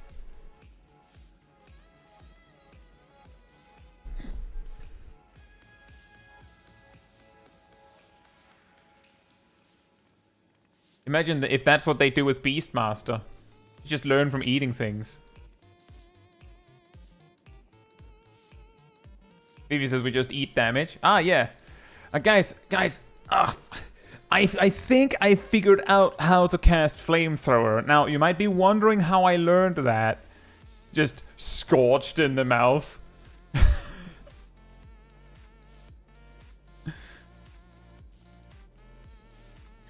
You are what you eat. Oh, yeah. Clips. I have a lot of clips here. Oh, I think not quite as many as last time. But we have something from Viek. We have something from Licky. Something from Orion. Something from Ymir. Gazel. Zaf. Tristan. Shaq. More Gazel. I think I also have like a downloaded clip from Greenius.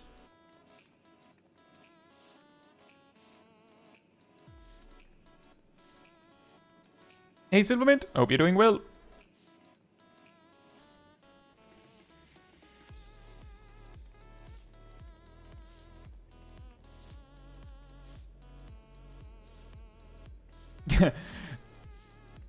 Are you Ymir, Gazel?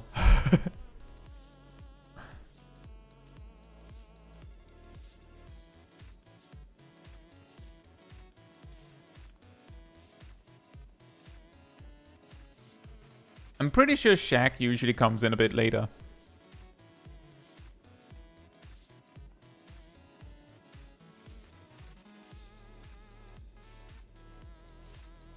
Brontom says, is there any reason to do the role quests for the crafters? Got all of them leveled up in the first week in like an hour of collectibles, so it's not like it's for XP. I don't know.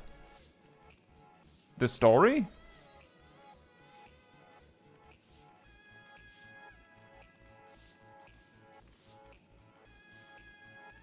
Yeah, hat. We could start with this one. Tristan recorded their point of view when we did a reclear of M1S recently. You could start with that.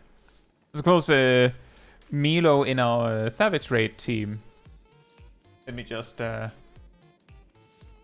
check.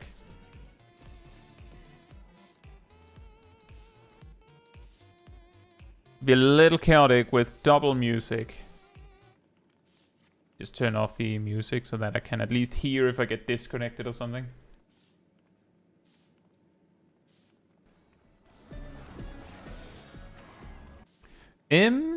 Let's see if I can find everything. A very big party list. That makes especially good sense if you're playing like on a TV at the couch. And we have a major cooldowns over here. Is that all the cooldowns you need to track? Is it?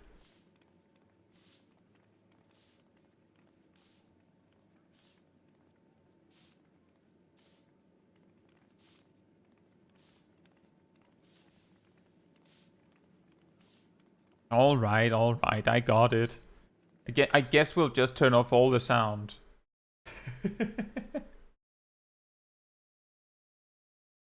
As a default party list size on console. Really? It's quite big. That's quite big.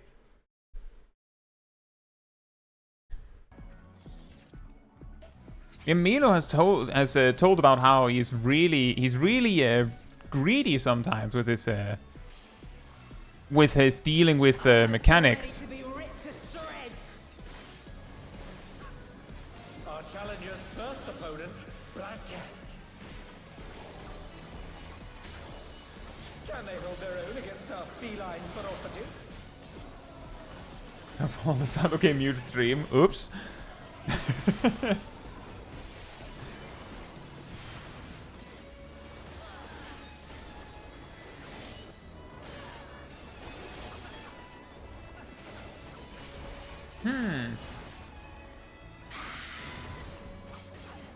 Something weird.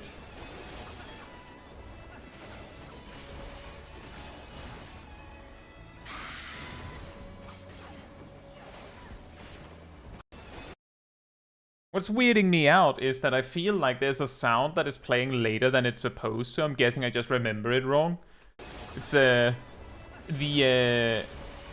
follow-up, Kaiji Tendo Zetsugeka. It sounds like it's making the sound of starting again after it's over.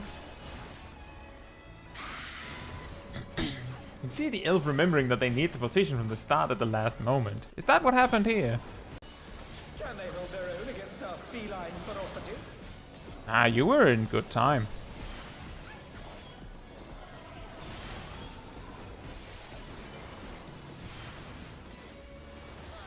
Now the real problem is that everyone, if you pay very close attention to the main to the paladin right here, the damage down.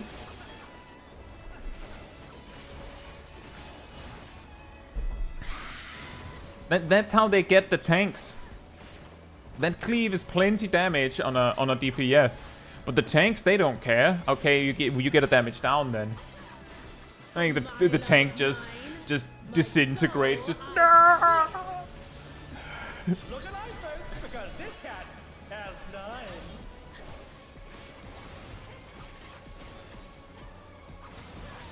Go forth, shadow of my heart. there and there. So there.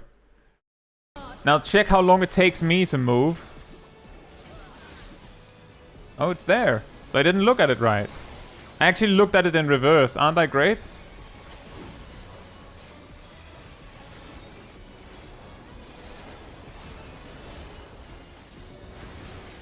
Try this.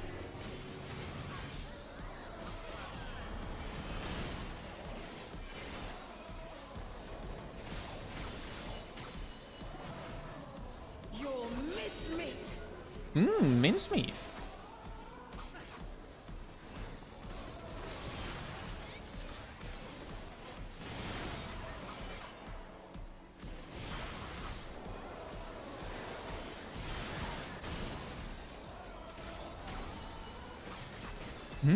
Right.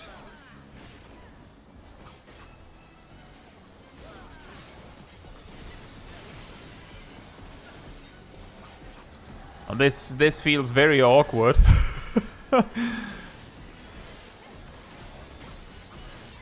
All the cooldowns.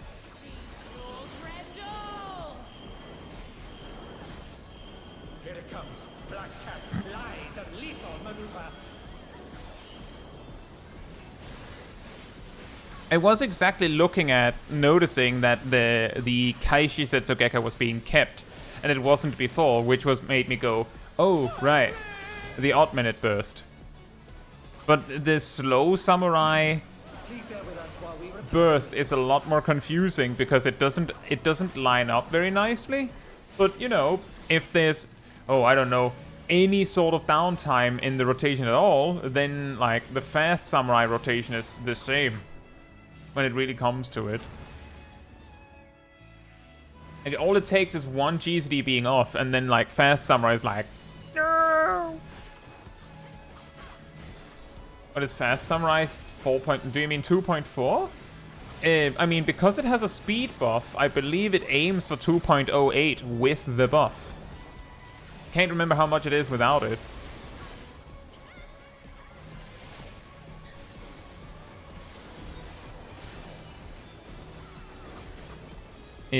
Whereas I can't remember how much slow is. But it's not 0. As in 0 speed. 214. Right.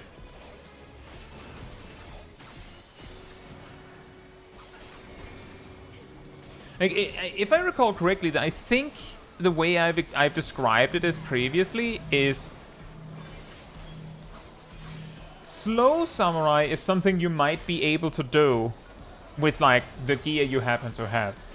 You might need a few like you might need a skill speed material too. It is very unlikely, I would say it's unlikely that you will overshoot the number. But fast samurai is something that is insanely unlikely that you would, like, land into due to the gear you happen to have. It's very likely that you've specifically itemized for it. Hey, Mad Hatter. Hope you're doing well.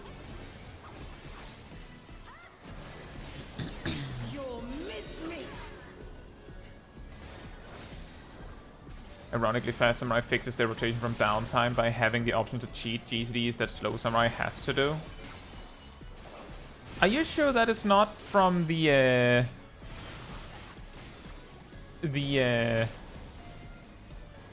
pre Dawntrail changes, Frontome?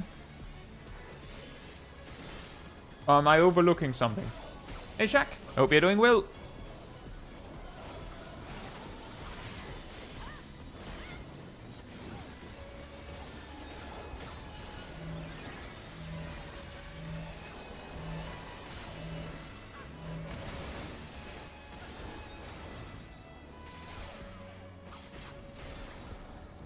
Then I'm not sure what you mean, Bronto. The fast samurai rotation has like before Tsubamegaishi was made to not have a cooldown. Slow samurai basically had, like by Endwalker standards at least, had 2 fillers that they needed to add every in total over 2 minutes. Like 2 extra GCDs they had to invest. And fast had like more than that. Okay, there are multiple breakpoints you could aim for, I believe, but like they had more than that. Now fast samurai has exactly the amount of GCDs it needs, whereas slow is a few short, which is what you said. Loses 2 GCDs that you have to get back by using Mage early to keep Higanbana online. Right. That's what you meant. So you mean it as in Fast Samurai kinda has the Make Your Shisui to spare, like, as an extra spare? Is that how you mean?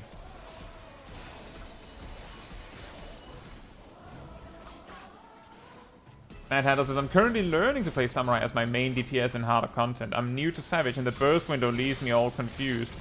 My suggestion is, Looks like someone isn't holding back. well, I guess Tristan, who is the one playing right here, would be able to give you better advice for this than I would be able to. But my suggestion would be, if you're still learning a Savage fight, then it might help you to, like, just, you know, not focus too hard on the perfect rotation, and just focus on, you know, using your cooldowns. Make sure Higanbana gets reapplied. You don't have to do it everything perfectly. Focus on the mechanics, and once you've gotten, like, the mechanics down and have the extra mental space left over, you can start to see if you can get the mega optimized rotation up and running. Gazel says, is Ice Samurai still viable in Dawntrail?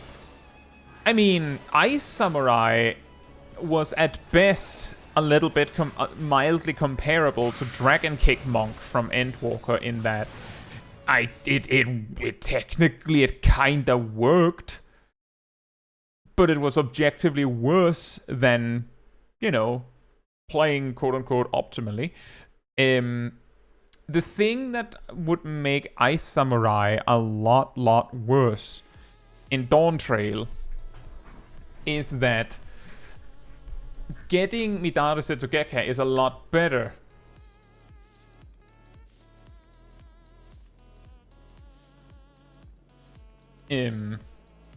than it was in Endwalker, I would say.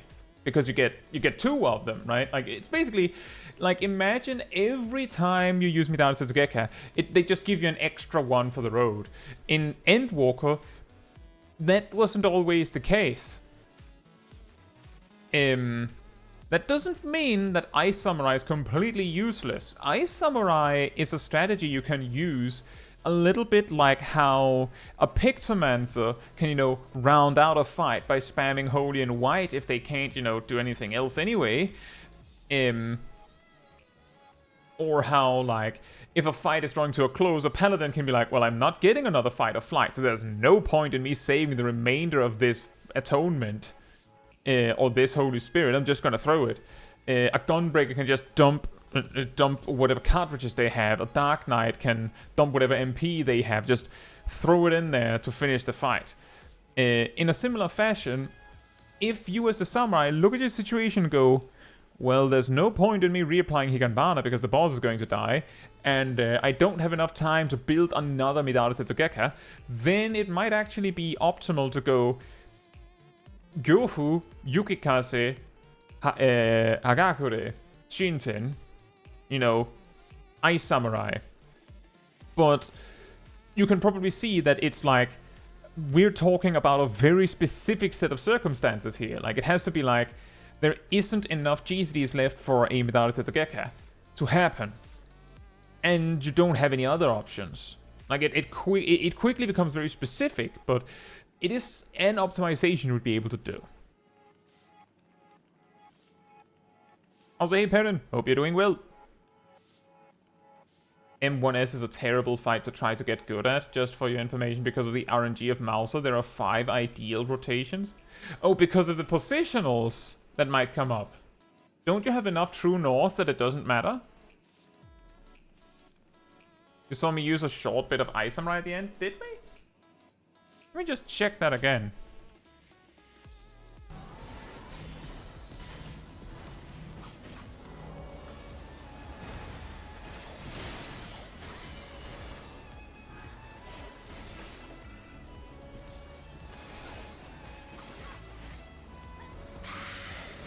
Oh yeah! That was technically like a moment, like just barely Ice Samurai. So for those that don't know what Ice Samurai is, it's I believe it's actually called Ice Man Samurai, but the way that it works is that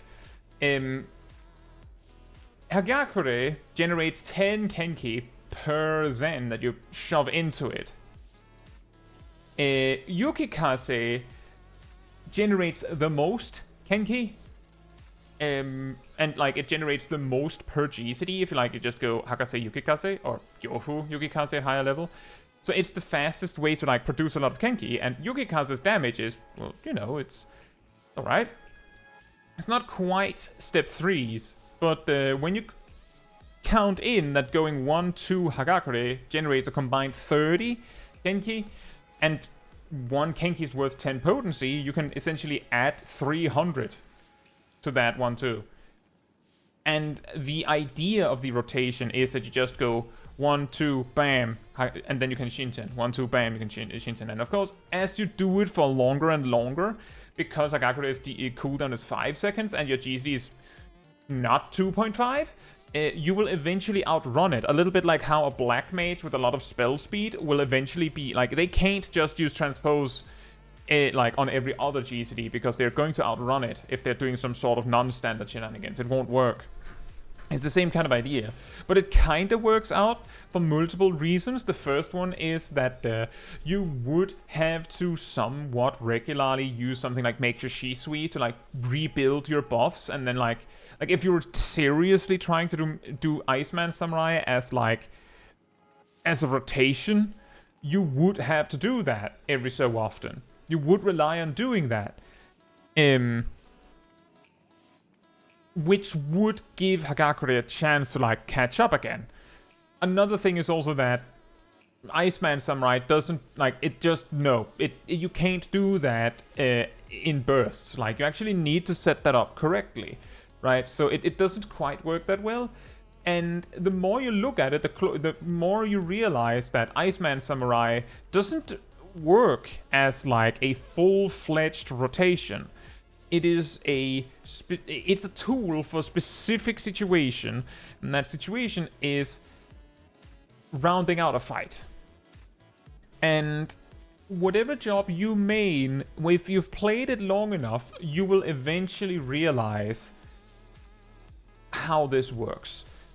How you round out a fight. This is also part of the reason why I say it's not a bad idea to practice your rotation in something like Stone Sky Sea, because being given a specific cutoff point allows you to prepare for that. Either because, oh, you're running out of time, or because, oh, it's dying.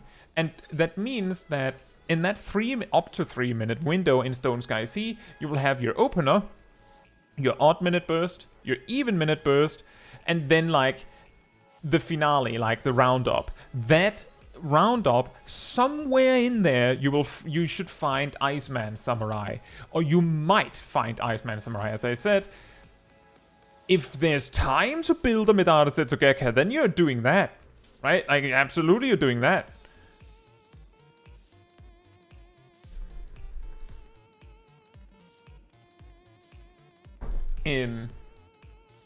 So it might not even come up. But whatever job you're playing, it will give you an opportunity to practice these things. There's, of course, also other things, like you might learn bad habits from Stone Sky Sea. For instance, a Dark Knight sees no benefit whatsoever from stockpiling resources or bursts if they're alone. So if you don't force yourself to do that, like if you don't go, well, I mean, for at least the even minute burst, I want to have as much MP and as much blood gauge as I can so that I can burst a little harder. If you don't force yourself to do that, like, I mean, in Stone Sky Sea, there isn't any other damage buffs, so you don't have to do that. You can just not. So that's a point where you have to force yourself a little bit.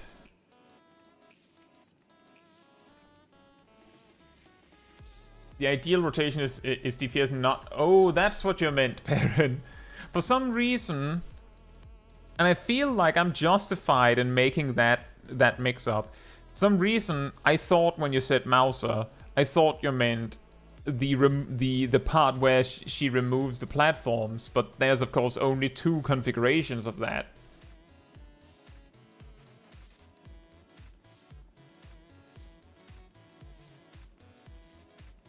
But yeah, that is true.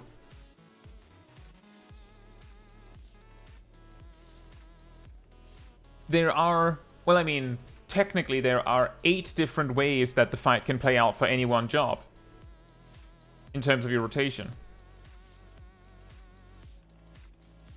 And sometimes it can be even worse. You could need to traverse halfway across the, well, actually all the way across the arena, because 9 lives, she decides to put the clones in opposite corners.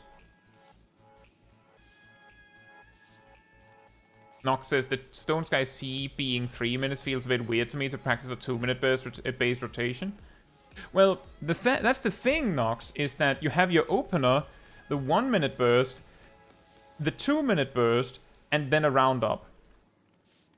The real problem, I would say, with Stone Sky Sea is that there isn't an option to make it like 6 minutes or 9 minutes. Like, they could just say, oh, you want to double its health and get double time? And also that, as Perrin says, a 2-minute burst doesn't end at 2 minutes. A 2-minute burst typically ends at 2:30.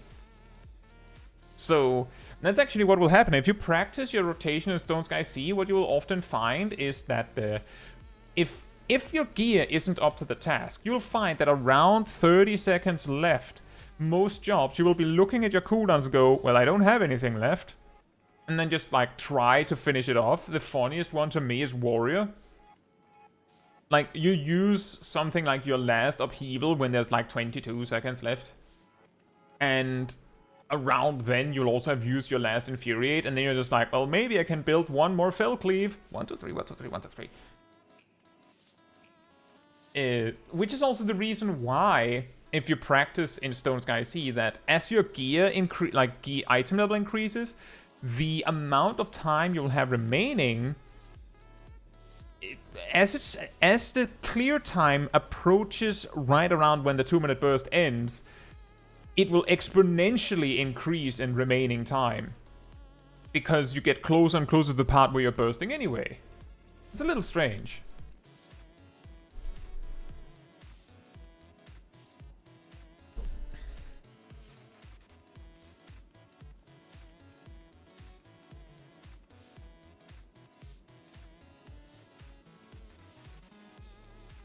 Oops. Weird. I'm pretty sure I didn't click on that window, but okay. Fair enough, Windows.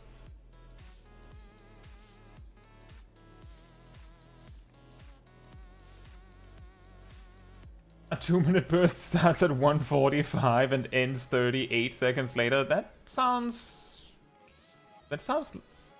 38 seconds later.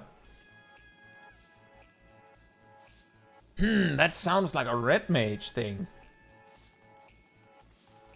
Just red mage things. Is that 3 melee combos?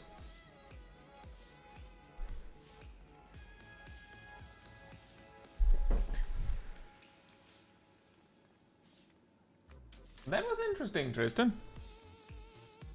I don't really have much I can give of advice for Samurai.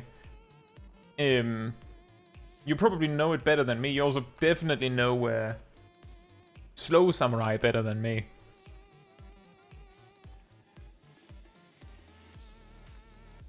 The Discord.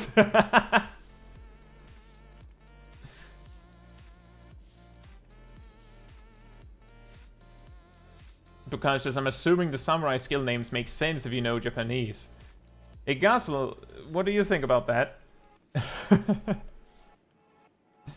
I don't know if they quite like make sense. I think some of them are almost like philosophical in nature.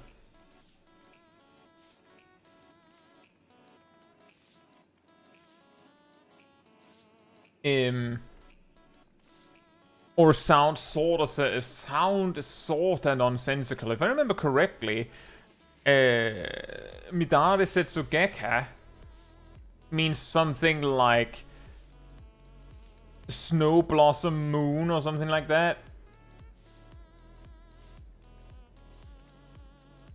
Something to that effect, if I remember correctly. And the reason that even makes sense, like even remotely makes sense, is because, well, Gekko has a little bit of like a moon thing, and Kasha has something with flowers, and Yukikase is ice and snow. So it's like, I mean, you don't even need to understand Japanese to see how that makes sense, right?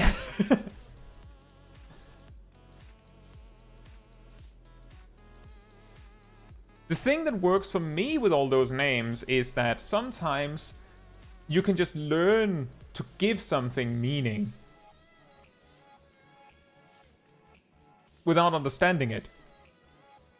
Like in my mind, Gekko, it doesn't mean anything. But to me, it means one of Samurai's finishers, the one with a rear positional. That's what it means. In English, that's what it means. Gekko means one of Samurai's combo finishers with a rear positional.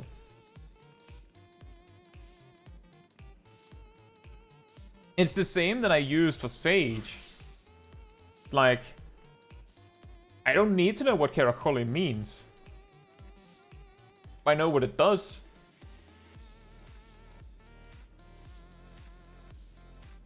Gekko is a lizard. That too. Samurai just pulls out a lizard and just like slaps you with it, just like.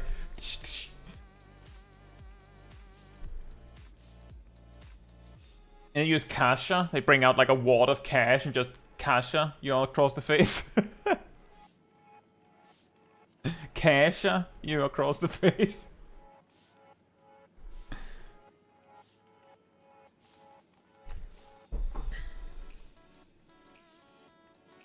That is an interesting connection, Peaches. But I mean, that works.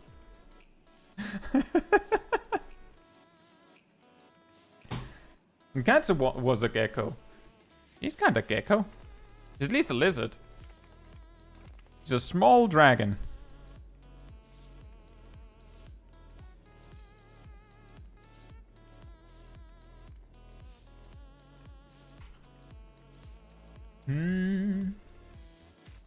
Oh yeah. I don't know if Truck Driving Gamer is still here, but they did mention that grinding gears. I think we talked about this on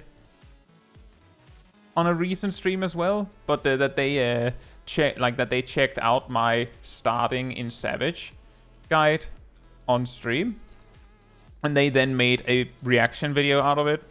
I have seen it, like I have watched that, so there isn't really much in me reacting to it on stream here because I have already seen it. I was in the chat for like half of it, because like I just hopped in after I finished my stream, so it's a little bit like watching a clip that I am in.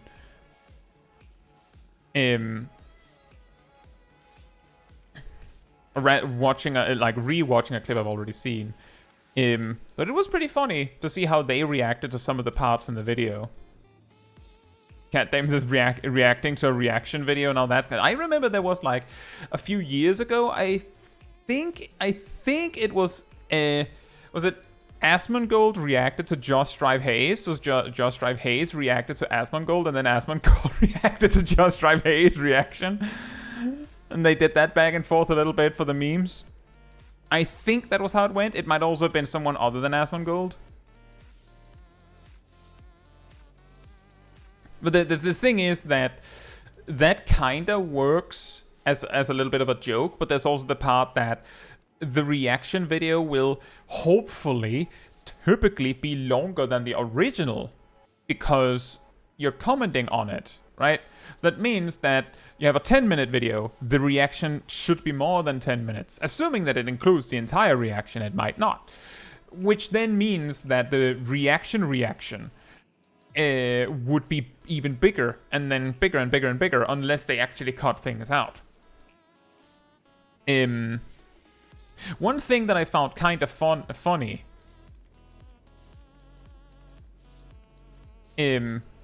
was that they commented on the fact that I included a clip of me unlocking Futures Rewritten as the footage demonstrating how to unlock a trial or an extreme trial, because that was the only thing I could unlock from the minstrel. I was like, I guess that works. There's actually a fun fact there. Stormblood ultimates, when you unlock them, they actually say ballad composed.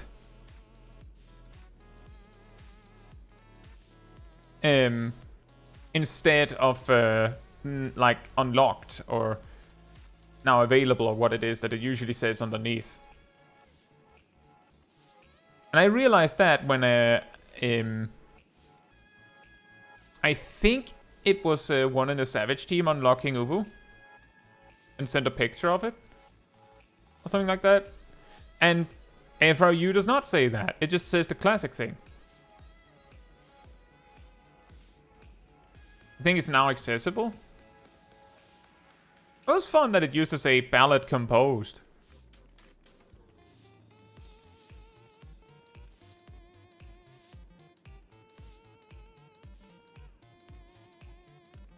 I see that. But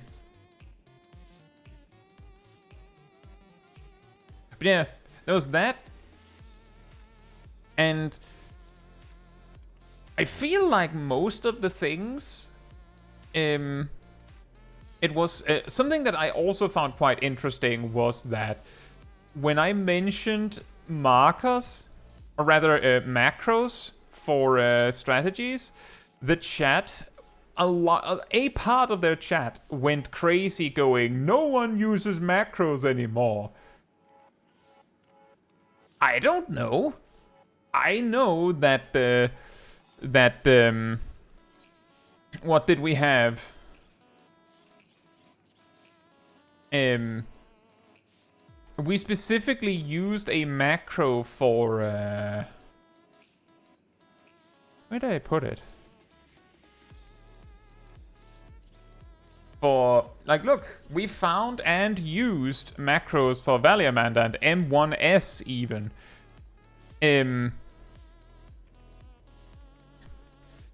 the key is, and that's exactly what Yannick is saying is what's happening, and that's actually also what I said in the video. They just got so hooked on the fact that I even mentioned macros that they forgot to listen, which happens a lot. That I'll say something and then someone will like jump into the comments and respond to it before they actually hear what I was saying. That's actually also a thing that I've noticed with a decent amount of the comments on my mid-core video from a little bit ago, is that there are many comments where they're like, well, you actually forgot the most crucial part, that it is actually a mindset. I'm pretty sure that the first thing I said in the mid-core video was that it's a mindset. But by the time they had seen the whole video, they forgot that I had already covered that.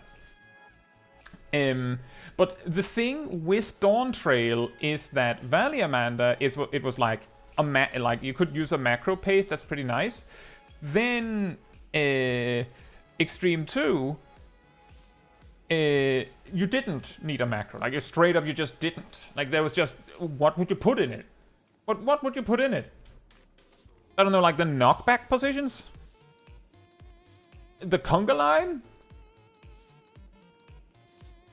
And some of the later Savage bosses in this raid tier also are like, it can't fit in one macro. And similarly, what we discovered was that these kinds of macros was all that was needed. Just this. You didn't need more than that. Actually, I'm pretty sure this one... Right. These kinds of macros. But you don't send those all the time. It's just something where you go, is everyone familiar with this? And then you move on. And also an additional thing to that is also what Gazel said. Many of them are NA. That was the funny thing, is that what I saw was a lot of people saying no one uses macros. We can probably assume that a large part of those players were NA. Some of them also went, well, EU never uses macros. And it's like, I'm just saying that I saw and used macros in Dawntrail. So just because you don't see them doesn't mean that they don't exist. And furthermore, for those that haven't seen my Getting Into Savage Raiding video, that section is me going, these are the kinds of ways you can expect to see strategies explained. Like, if I didn't mention macros, then someone might have been in the comments like, well, I tried Savage Raiding and the first, like, I got into a group and then they sent this crazy list of information. I didn't know what to do. Like, it would be like going, what would be a good example? What would be a good example?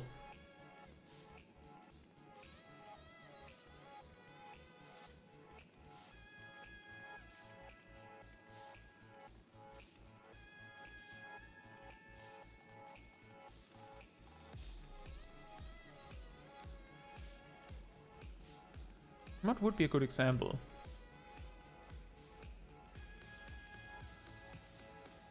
I was thinking about a job thing. It would be like skipping over a tool that a job has because it's niche. It would be like, oh, well, you don't have to explain how to use cover on Paladin because basically no one ever uses it. You don't need it when you're playing well, so why would you ever talk about that? I mean, knowing how cover works is pretty handy, so that you know how to use it when you need it.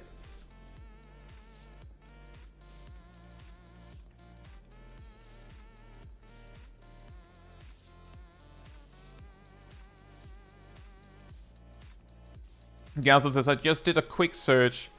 The JP macro for second extreme has two mechanics. One for the line, one for the light parties. Light parties? Do you mean pairs?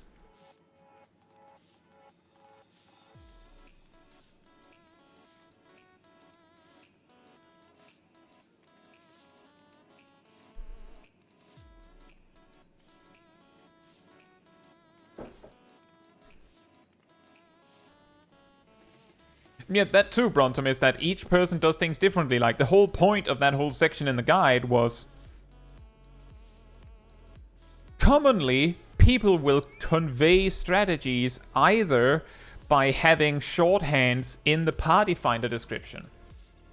We've all seen this. Or they might have a link to a raid plan. More recently with Chaotic, sometimes they straight up just put like 3 or 4 letters of the raid plan as a reference. It's so recent that I didn't even mention it in the guide, I'm pretty sure. But someone asked about it in the comments. The put 3 letters thing is super common. Is it really? Fair enough. Is it super common for things before Chaotic, Bocage? And then there's also like the marker dance and macro pastes. It's like, those are the 4 most common ways to convey strategy as far as I know. It was proccing Sveen in Party Finder. Huh. 3 letters. I believe one of them, Zaf, is W... Yeah, WFJ. Because one of the raid plans for Chaotic has WFJ in its in its URL, and apparently it's a common strategy. So they just say we use that one. So if you know what that one is, you're ready to go. Like, I feel like that's excessive. Why not just put the actual link there?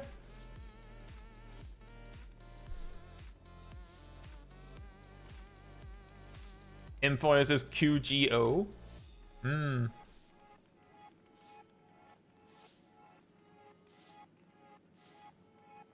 But yeah, those are the kinds of things. Like, the thing is, basically, is what I'm getting at is that it was basically people going, well, macro pastes are extremely uncommon, so there's no point even mentioning them, even though they're common enough that I've seen them. I'm pretty sure most of you have seen them in Dawntrail. Maybe not much, but if you've seen them, they're worth mentioning. I can't imagine a 5th way to convey a strategy, just off the top of my head. But it would be weirder if I started listing like some random stuff that people actually never do. Just be like, oh yeah, they could also do this. And then it starts going into like just listing everything for the sake of listing it, right? Perrin says US-centrics, forgetting again that countries exist outside of the US. And see, that's the funny thing, Perrin, is that I specifically remember some of the comments going, we don't do it in EU either. But let's not forget, JP is where macro pastes originate from, if memory serves.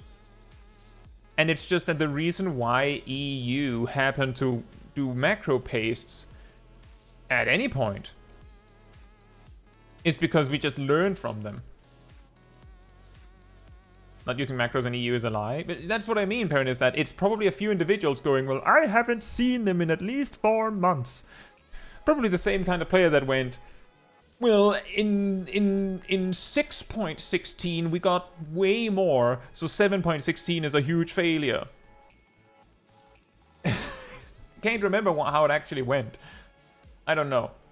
But there is probably a good reason for why they say that, but it might be they can't remember. Or they haven't seen it.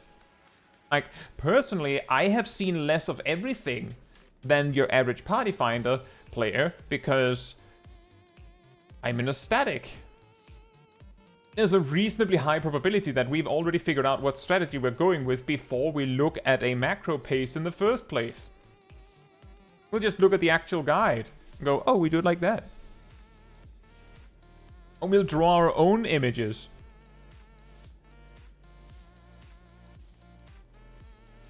Parents says we've actually transcended and just have a cross-world link shell where 9th players watching the Discord stream and sending live threads to the entire party via the cross-world link shell. That would be pretty funny.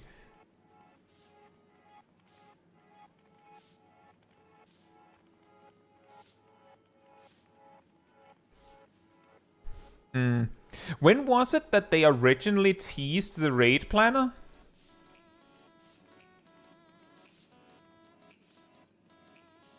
Your snowman strat. Exactly. I feel like the raid planner is so long ago that And I keep forgetting that it is something we were promised. Raid Planner can't be that difficult to implement.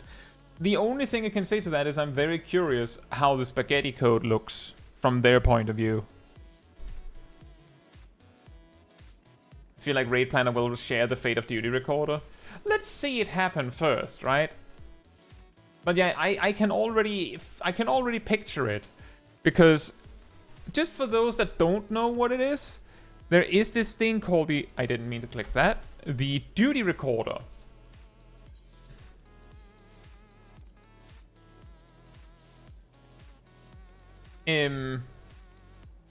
But it's basically never used because it's always late. I just want to appreciate for a few seconds, everyone, that the duties that you can use the Duty Recorder in officially is Vorkolada, which I'm pretty sure means Valiaman than normal. Not extreme, normal. The Interforce, which is the third trial of Dawntrail. But it's... I don't know if it doesn't care whether it's normal or extreme, but it's not saying extreme. So that's also normal. Thalea, which is the previous expansion's final alliance raid. I don't know why you would record that. And then the current final boss of the current raid tier on Savage, randomly. So, but apparently it's possible to make it record other things with, you know, Fight Club.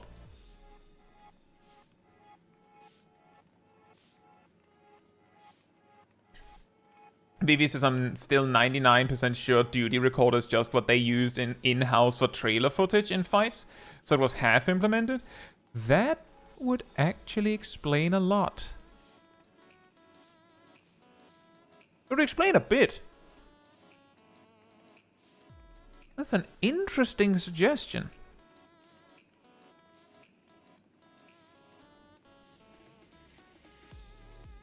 Yeah, that would explain a crazy amount of the nonsensicalness of it. Is that they just go, oh, I mean, we'll just put the duties we need to record stuff for in the Duty Recorder. And then, as we don't need footage anymore, we'll just, like, cycle them out and cycle new things into it. Like, maybe they were recording for these specific duties while they were working on this specific patch we are in.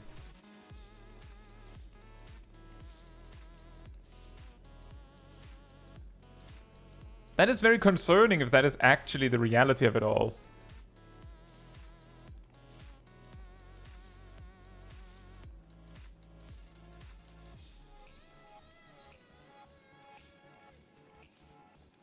Losing the recordings at every patch is silly too, but that is also perfectly explained if the way they use it is that they, you know, they just use the Duty Recorder, set up the duties they need to record some trailer footage for, get their footage, and then, you know, they, you know, use it, and then when the next patch comes out, it's actually convenient that they've cleaned out so they can record new trailer footage.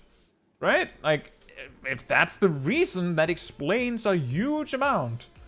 I've never considered that before. That's really funny.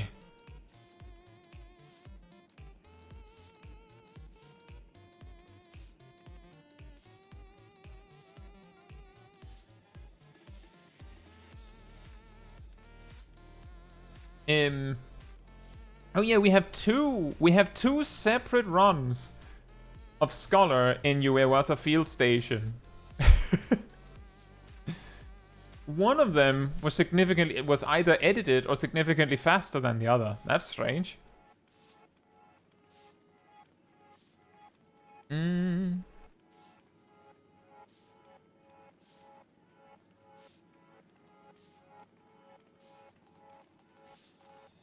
When is this from? Oh, 2 months ago. Whoops. And one of them is 19 minutes, one is 15. We'll start with Shax. Are you still here, Shaq? There's issues at the final boss on mine. Did you wipe? I guess we'll see. Oh right, there's no audio on this one.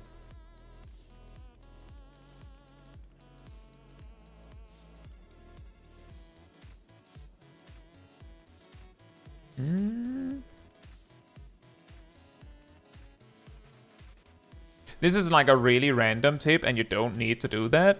But technically, if you know that you're going to use recitation in a bit, you can use it before you go and do it. Like for instance, if you're running up there and you're like, I'm gonna use Excog on the tank, then you can use recitation early. So that the cooldown starts ticking. You don't need to do that, it's just a thing you can do.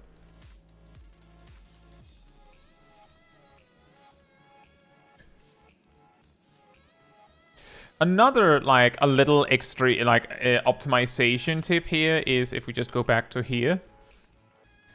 If we assume that the warrior's good, they seem to be pulling pretty efficiently, so let's assume that they know how to use bloodwetting.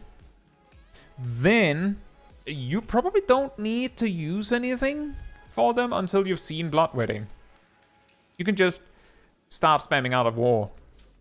Just hold everything. You could use Chain Stratagem on something, so you can have Baneful Impaction, but that's not something that helps a warrior. I'm pretty sure that Art of War beats Biolysis on...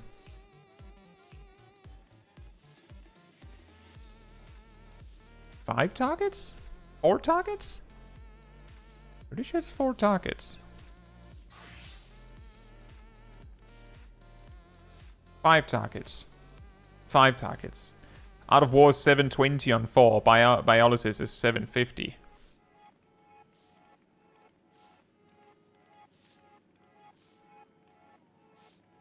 Chain Stratagem on AoE just feels kind of weird to me. That may be, Girain, but you genuinely, even before Dawntrail, without Baneful Impaction, you should use Chain Stratagem on a mob as early as possible. The trick is, if your group is good, then Chain Stratagem will probably be available at some point during the boss fight anyway. You're not, like, by holding it until you have a single target fight, you're not gaining a Chain Stratagem anywhere. So it's just free damage on one enemy. So optimally use it on the chunkiest boy, like, I don't know, maybe the Woolback here, and then you just Baneful Impaction. There's of course also the detail here that you can, like, this is too late. This is too late. You have to use Art of War first, and then try Sacred Soil again on the next GCD.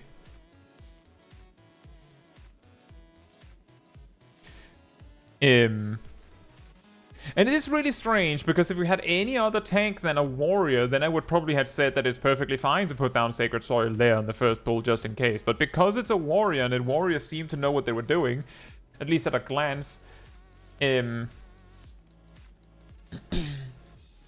probably didn't need to put down Sacred Soil. Which means that if we just go back to, let's see...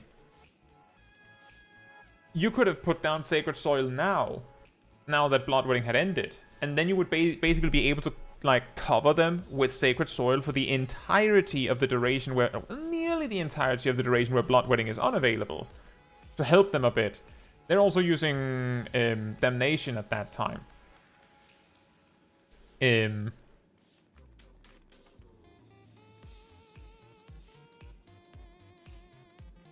I imagine that some of these tips that I'm giving here will be something that can apply throughout the entire duty, so there's probably not that much reason for me to mention it on every pull. Summon Seraph. I mean, that's not a bad idea to do it, so that it is spent, although it's a little late in the pull. It's better that it's actually used. I have a feeling with that warrior you're not gonna need it. So... better than nothing. I would say if you're going to use Summon Seraph, it might be best to use it earlier in the pull. But that's also difficult to plan out, because do you do it after Sacred Soil? Do you do it during Sacred Soil? Like, what do you do? And here it's a little awkward. I didn't pay attention to whether Bloodwetting was used just as the last pull was finished, so I wasn't sure if the warrior was going to use it. This is also the reason why my advice for warriors is be extra aggressive with Bloodwetting, because if you indicate to the healer that you're using Bloodwetting on cooldown, then they know exactly that if you're not benefiting from bloodwetting, then it's because you don't have it. Whereas holding it for 2 extra seconds, I mean, it's slightly more efficient to wait until you can heal yourself a little bit with it. But it makes it a little harder for the healer to predict unless you explain to them when you use it. Here, there could also have been an argument that you maybe didn't need to use Sacred Soil. Another thing is also that you could technically have used, like you could have used, like if you really wanted to be sweaty, you could have used Seraphism on the first pull and summon Seraph on the second pull. And then there would be a possibility, well, you would be missing both of them for this one, but this is a boss fight. In dungeons, those are usually the less threatening part, in an ironic twist. Zav says, this close zoom feels weird to me. That's also a pretty good point, is that you could zoom further out. You could probably zoom further out. If you can see what you need to see, that's fine. It's just, you can. And that's also true, Bokash. Weirdly, there's a lot of, like... I think it's actually a lot of cases where there's, like, a big guy. But in this dungeon, there's indeed often a big guy you can focus on. Ugh. That felt weirdly big. Yeah, I could see... Let me just check the notes. I could see how you would find it difficult to find a point to use something like Ether Pact in this dungeon. With a warrior tank, it's probably going to be something you'll use on a DPS or yourself. Unless the warrior does something really stupid.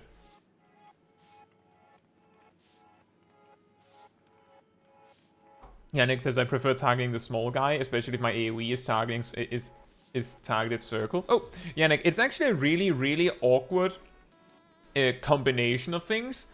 The big guy is likely to have the most HP, so choosing the big guy as your primary target when you're using attacks with damage drop-off. You're looking at the wrong note? No, Gazel, I just remembered it because you wrote that question on yours. But I could see it being a problem for Shaq as well. But yeah, the big guy usually has a bigger targeting reticle and pushes the smaller guys away, which means that it is less likely that you will hit everything with your AoE in those contexts.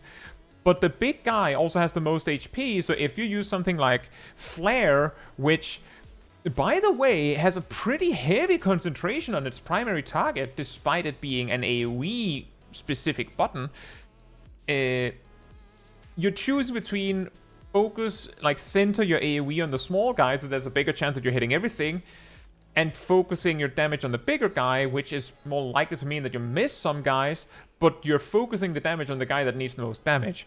It's complicated because optimally you switch targets as you go throughout the battle. Like, optimally, that's how it's going to go down. See, here, for instance, like, this is actually an interesting point where you could make use of Ether Pact.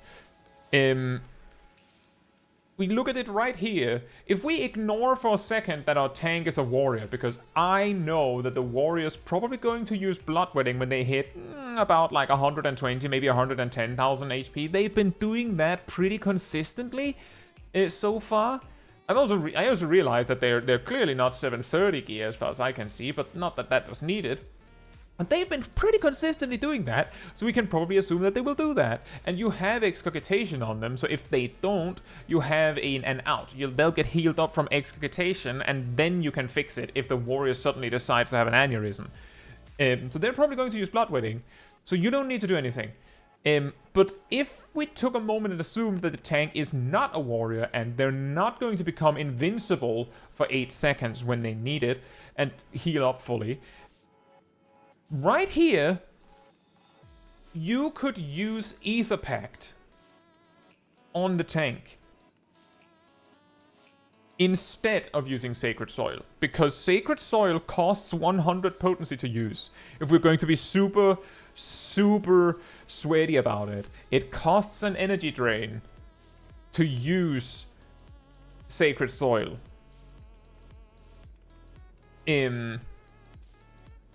So you could just not spend your Etherflow on that. There's also the addition here that you have a ludicrous amount of resources here. You would probably want to put Aether Pact on someone, even if you know the warrior is going to use Bloodwilling. You have so much resources right now that you would actually really like to put Aether Pact on the tank and then just like shove out energy drain so you can use Aether Pact. No, not Aether Pact. Ether Flow, sorry. So you can use Ether Flow to refill, and then possibly even do it again. Probably not do it again, but you could.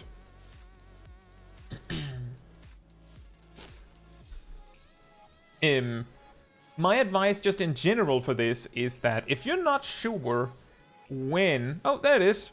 About 100k HP to use Bloodwilling. If you're not sure when to use Aether Pact, if you hit above 70 Fairy Gauge, above 70, put it on someone until you're at 70 or below. You need to be able to dump an entire Aetherflow gauge safely without wasting any.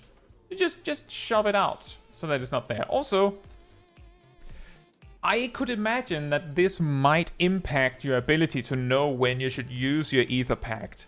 I'll point it out in the next poll when it happens. By the way, no one took the treasure?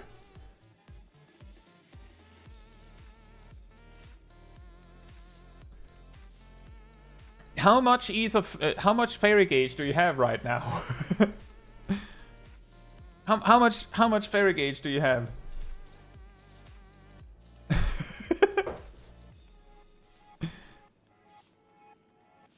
It's really hard to see, but you do have 30.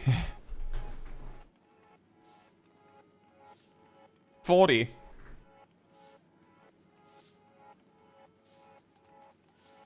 Like you might need to move the Fairy Gauge a little bit.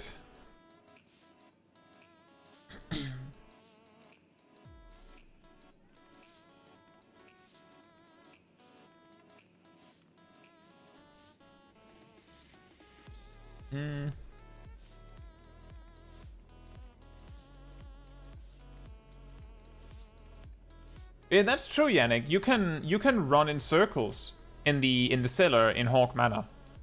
Also nice that you're using Summon Seraph, by the way. That is very good.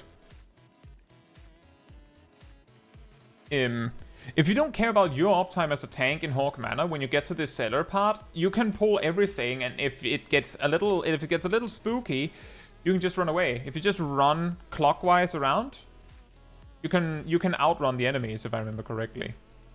Forever. Good to use deploy.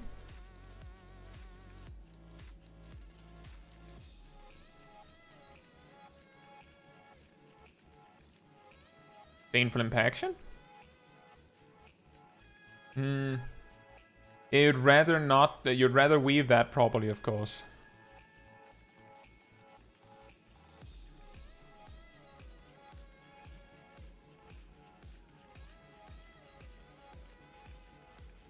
You also have an Etherflow ready, and you can use energy drains.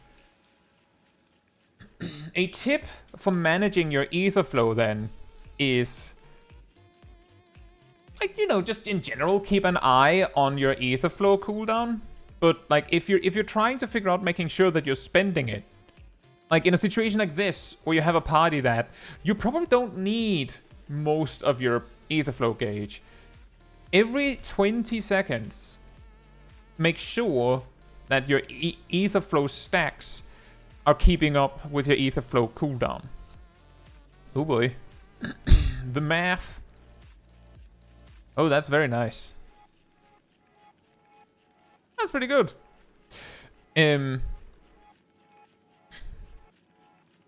But like, you use Etherflow, then when the cooldown hits like 40 seconds, you use it for something. You go down, you need to be at 2 stacks at that point. And at 20 seconds, you need to be at 1 stack. And then as it's about to ready again, you have to spend the last one. That's not optimal for like Savage context, because you might actually need to use 2 in quick succession, or even 3. But, you know, spending them as you go like that can make sure that you don't suddenly sit on like a full gauge and the cooldown is ready. It's not perfect, and sometimes you might not want to do it like that, but there's a way to practice it. That would be my advice. In the same way that I'm like, the fairy gauge needs to be maintained at below, like at 70 or below. The ether flow gauge, you need to make sure that it's keeping up with your ether flow cooldown. There is an argument that under certain circumstances, having a full ether flow gauge and also the cooldown ready can be advantageous, and it is actually an advantage that Scholar has the option to do that and Sage does not. But I feel like it is rare that you would need that, and it would probably be like, that would probably be something that I would do if I had already wiped. Like, let's say I did Mental Roulette as Scholar, and we're doing something like Ramu Extreme, and like, I have the option to use Energy Drain to do a little bit of damage, but sometimes people just suddenly take a ton of damage. That is an interesting position for Sacred Soil. But I guess it works. It is hitting the tank. But if people suddenly take a bunch of damage, it might be handy to like have 3 Lustrate so it can go blam when someone really needs it, and then you can just like reload your healer gun and go again, which you wouldn't be able to do if you throw them out in the way that I just explained.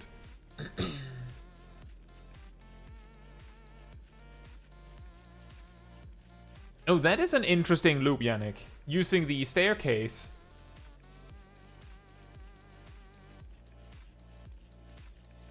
Don't you take fall damage there? I've also had some interesting Sacred Soils here and there. Or Asylums. My community Discord sharing gauge is full. Nice, Aradel. Very, very apt. Very nice. Gazel says, I tend to hold my 6 Lustrates when doing level 44 dungeon in case the tank goes ham. You mean the level 44 dungeon where you don't have Lustrate?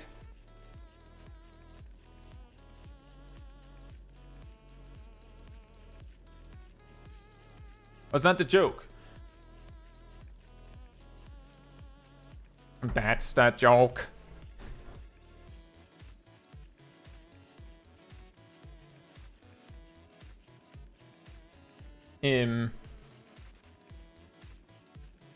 Yeah, like that would be like, the thing is, because your tank is a warrior and your team isn't exactly taking a ridiculous amount of damage that could have been avoided and whatnot, you don't have that many opportunities to like really show off.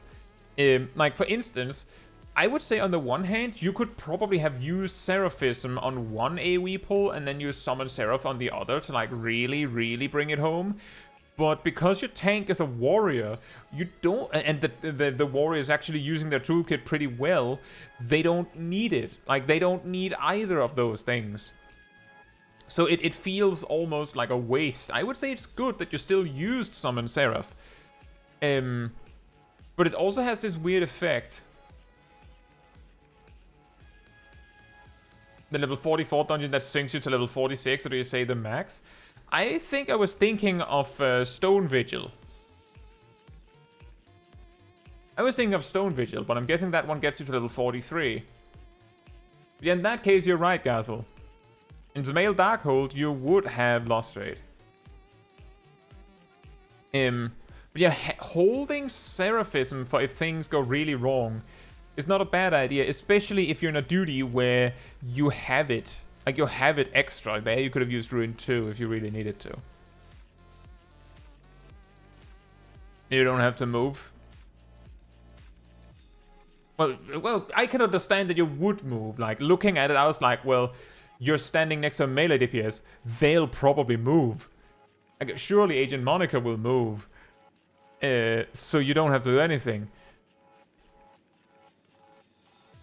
I like to hit Seraphism just for the healing per second. Yeah, exactly. That is exactly what the point is of using Seraphism on an AoE pull. It's not to go, oh, you could spam a session, or what's it called? Manifestation. It's more, you're pulsing free healing.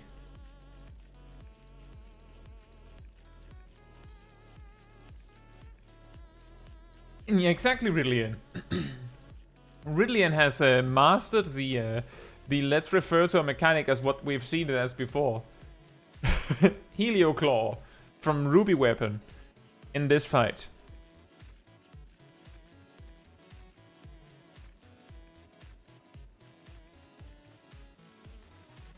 Oh, right, and they use Holmgang, of course.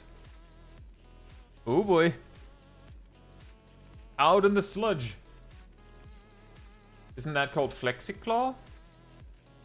Ruby Weapon has, I believe, both Helioclaw and Flexiclaw. Those are two separate mechanics. I can't actually remember which one is the spiraling explosions.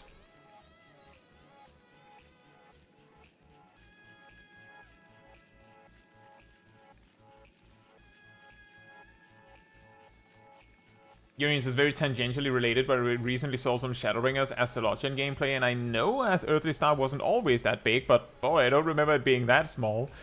Indeed.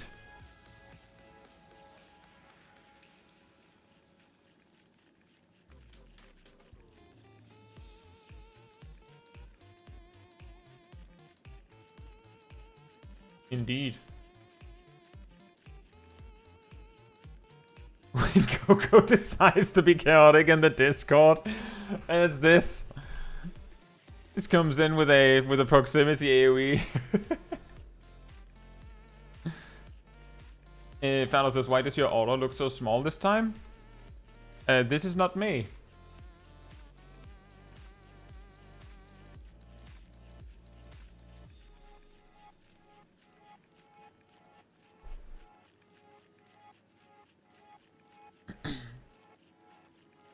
Also, I also just noticed that the warrior dropped in the hole. Wait, are you wiping? Oh no. Yeah, it is fun. I thought the thing that would have given it away is that I'm not even playing.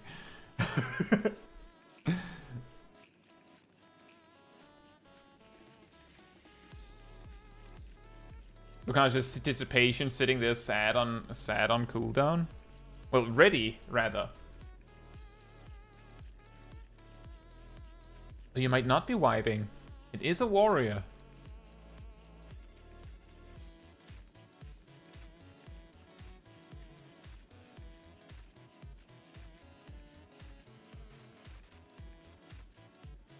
Meow.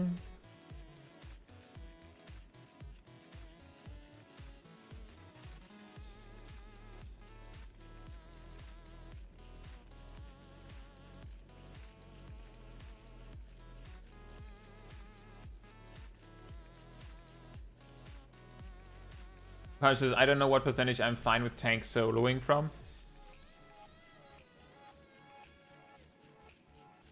That's a difficult one.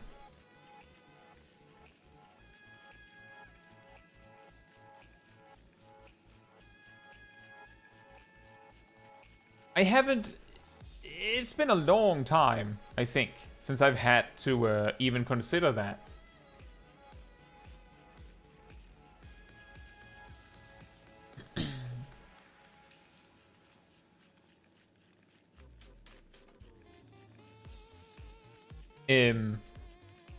But yeah, overall, Shaq, I would say the big problem there is that it's a little difficult for you to show off what you can do in a dungeon where the tank is a warrior and they can do most of the healing they need.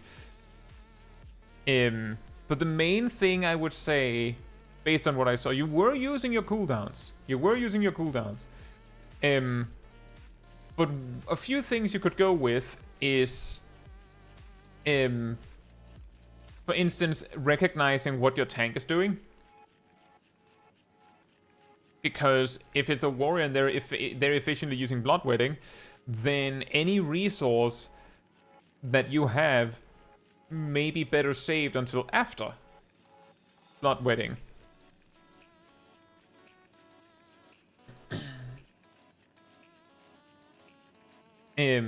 Another thing is also that Bokaj mentioned dissipation. That one is a weird one. It's like, in terms of raw healing, it has potential. Like if you have to spam heal or something, it could be nice. But if you're not doing that, then it's a relatively small amount of damage. So if you're not already using the Ether Flow cooldown on cooldown, then Dissipation sitting ready is whatever. Mokai says, even if nothing else, it's 3 Ether Flow. See, here's the thing. Here's the problem. Embrace, after like pet potency and all that, is worth like 1,500 potency. Right? 1,500 potency. About thereabouts. 3 Ether Flow, broadly speaking, is worth 3 of these. And 3 of these is worth 1,800 potency. And if you're using them during Dissipation, then you're not getting the Fairy Gauge, so it's just 1,800 potency of healing. If you use any GCD healing, it also boosts that by 20% for the duration. And that can certainly make it really good.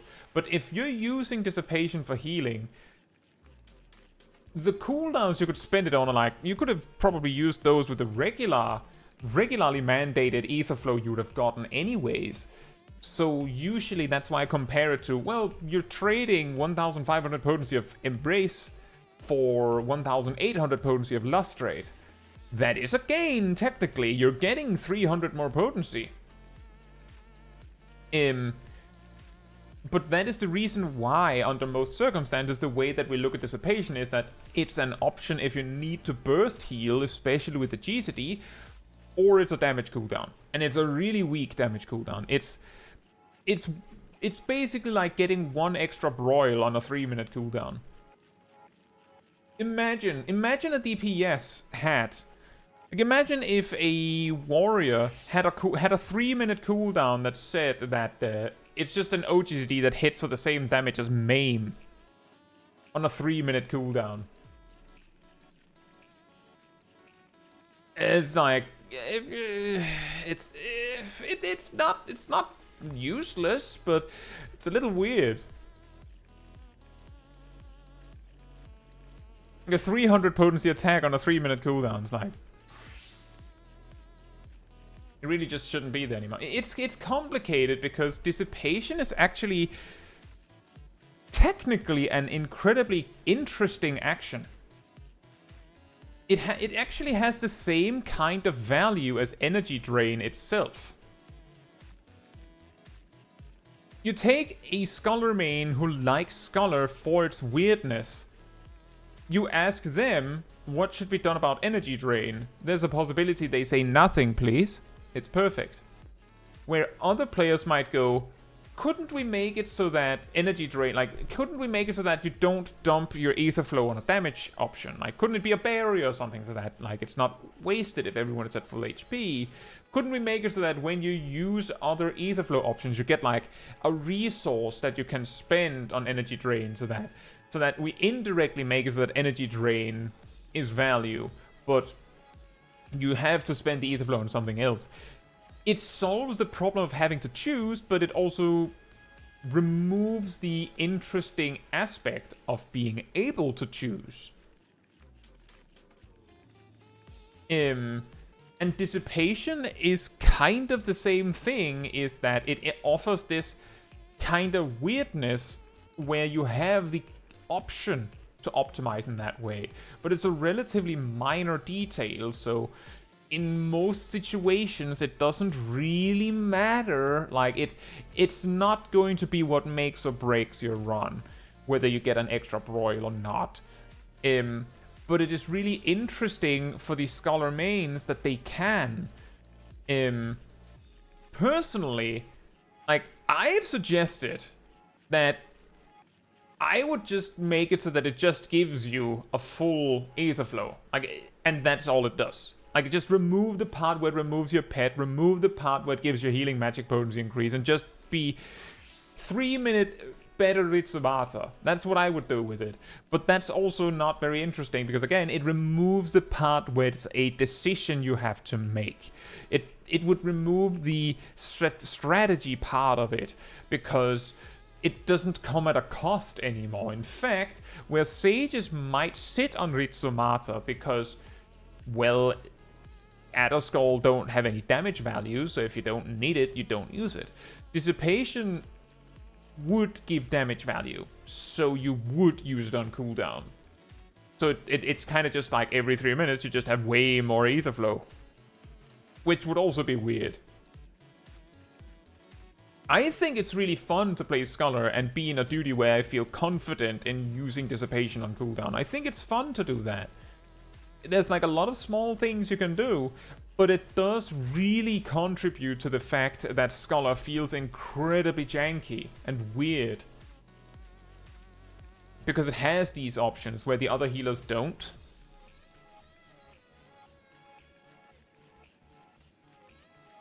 And exactly, guys, that's kind of the problem. Is that it kind of feels almost worse than just removing it.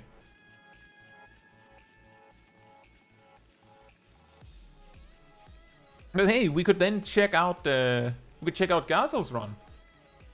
But yeah, Shaq, I would say like you did decently well.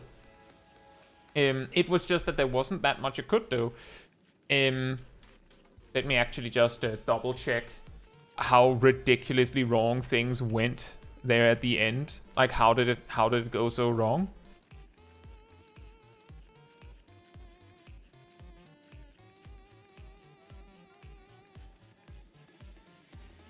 That's where the tank died. I believe they ran off.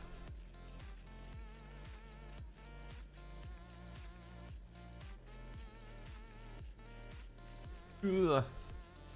That's where Nox died. Just stepped out in the sludge, so it was difficult to have enough health. But there was also a stack marker and it was difficult. That's where Agent Monica died. Right. All things considered, I would say this is actually a point where if I was the warrior, I would be perfectly content with soloing it, especially if I know the group is not first-timers. So in a way it was lucky that you managed to res the tank just before it was too late. But what you could do is you were using Summon Seraph decently well. Seraphism you could be a little bit more aggressive with. The part of the problem is that if you're not used to using your big cooldowns, you might not be used to actually acting on them. Like, in that moment where you died, it is possible that you could have saved yourself with something like Dissipation, Lustrate yourself. Possibly. Or you could have used Seraphism and then just Accession or Manifestation on yourself. But the panic options are something that you often get more acquainted with when you're more acquainted with the job.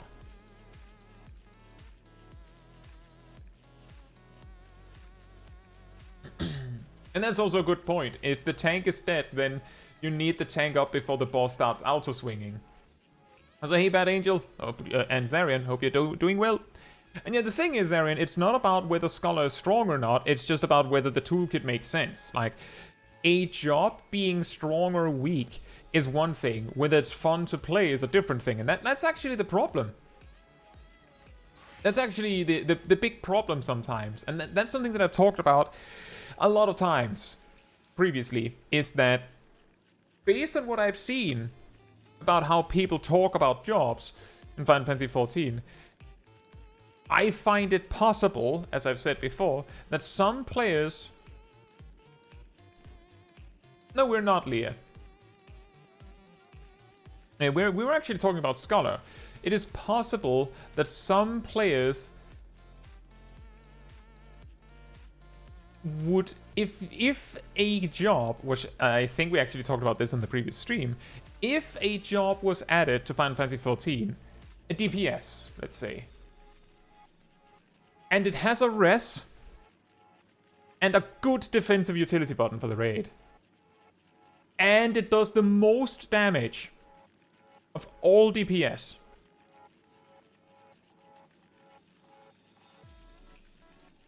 Not even that, Leah. We were just talking about Scholar and its cool toolkit being weird.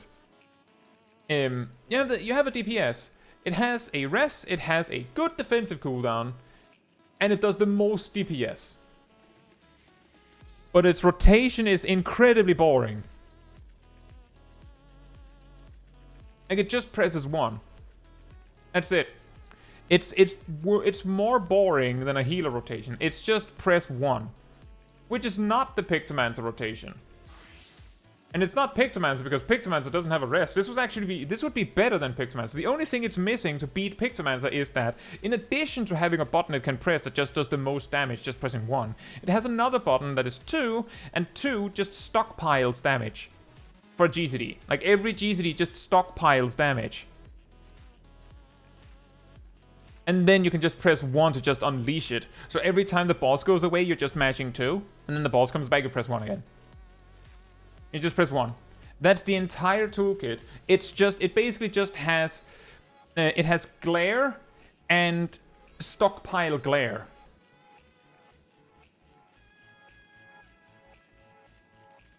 Oh, it's even worse, Leah. Based on the discussions we've seen about Dark Knight, I would surmise that there would be players defending this job, this theoretical job, and going, no, what are you talking about? It's awesome. It's crazy fun. As long as it does the most damage.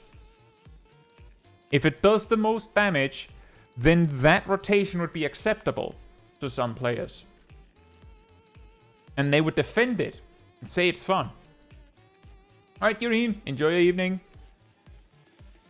And hey, Ark, hope you're doing well. Who doesn't love pressing 1 button, right? The point being that there will be players that will basically go, oh yeah, I'm a die-hard this job main.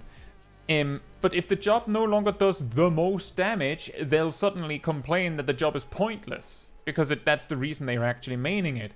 And they'll even argue that the job is really, really boring now that it doesn't do the most damage. And the instant it does the most damage again, they'll shut up again.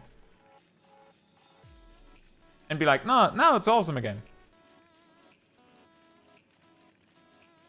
And the reason why this matters is because it means that it can be difficult to determine whether a job's design is actually good, because some players will defend a job design they don't actually like because the reason they like it is because it do big damage number.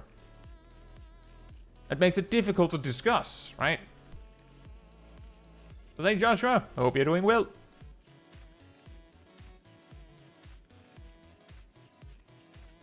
Who doesn't love pressing 1 button? Macros rotation can't go wrong. Can't go wrong at all, am I right? Yeah, that's the problem. And that's how it circles back to Scholar, is that dissipation and energy drain both demonstrate that a job can have an incredibly, I would say almost idiotic game design at certain points. Like, an incredibly stupid design of the job that doesn't really sound fun. But the players that main it love it, and if you change it, if you take it away, then the job is ruined. But some percentage of the players that will say that, what they mean is, well, now Scholar isn't the strongest anymore. Now I don't care. And some percentage of them are actually on about dissipation and energy drain. The problem is they don't want you to take them away because they think it's fun to do that optimization. They think it's fun to have that.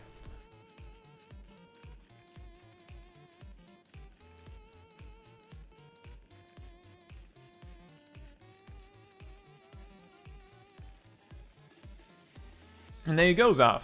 Zaf says, I take a job that feels like a puzzle without a static solution over something that's super powerful. I think I would do that too, but I could also see how if I went into hard content, I would probably pick the strong one. That is easier to play. But me personally, I don't think I would defend it. I'd be like, yeah, you play it because it's the most effective. I'm not playing it because it's the most fun. I'm playing it because it's the most effective. And that was actually in Endwalker. When I went into P5S on stream, in Party Finder, the reason I went in as Summoner was because it was the job that I determined would be the easiest for me to play while also streaming. I didn't find it boring. It was just, there was probably jobs that I would find more fun to play. That I didn't play because Summoner was easy. Right. Should we check out Gazel's point of view of doing a Uewata then, as Scholar? Right. We have two Uewata field station Scholars without audio. So it's just a Gunbreaker tank, but they have slightly better gear. Gazel prefers to do a recitation Adlo and a deploy. I mean, there's a possibility that someone will get hit, and the deploy should be available again before the next boss. Before the boss. A preemptive Sacred Soil, I guess that does track. It's a Gunbreaker.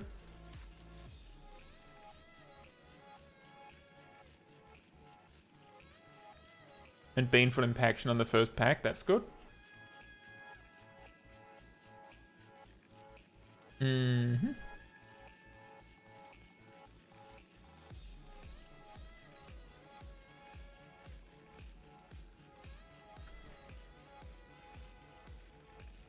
I'm just checking all the way till the end to be sure, because I have like a super pedantic tip here. You could use Energy Drain here.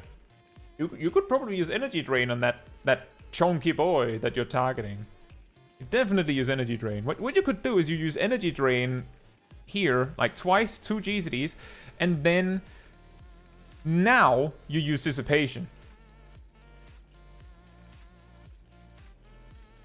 And then most of the duration of Dissipation would tick out before you reach the next pack, and you could use Swift Cast at Loquium on the tank as you're running, which would get 20% more value from Dissipation. Also good that you used Expedient for this part. It's particularly helpful tip there is if you are a Scholar efficiently using or trying to use Expedient efficiently in your duties, a way you can keep track of whether the tank would actually appreciate Expedient is if you exclusively sprint when they sprint. Then you know what their sprint cooldown is for certain. And then you can just sprint when, like, then you can go, well, my sprint is on cooldown, so their sprint is on cooldown, so I'll use Expedient here. I like using Seraph on the even pull, so I didn't want to risk that. Oh, so that you have Seraph at the start of the pull. I can see what you mean. But it would be a way to get slightly more damage. You would get 3 extra energy drains. You could also... speaking of...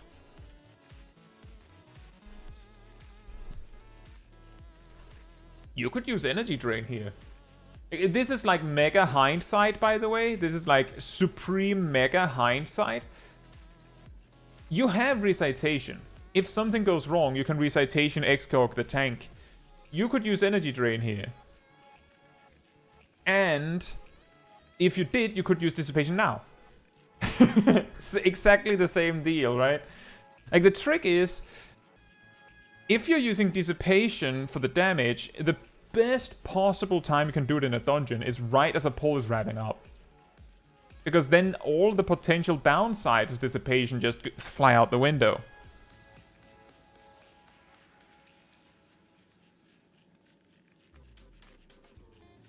There's also the part that, as I said to Shaq, is that unless you have reason to assume that it'll be a problem, you could use Seraphism on one of the AoE pulls. That will mean that Seraphism will not be available for the boss, but it will be available for the AoE pulls after the boss.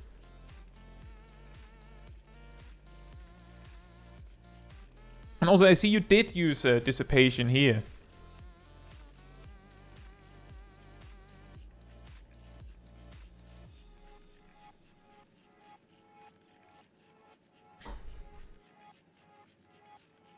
But it depends, like, let me just rewind that real quick for that conversation.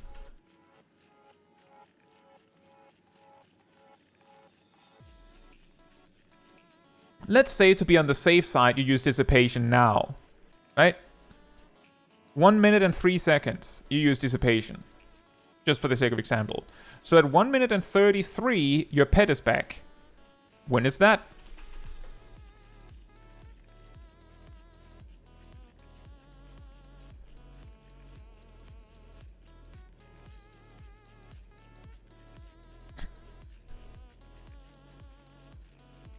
Now you could use Summon Seraph. Which is... Let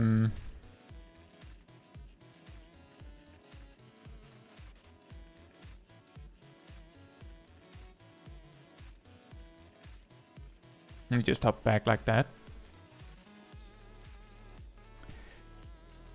It's, let's see... 2 seconds later than you wanted to.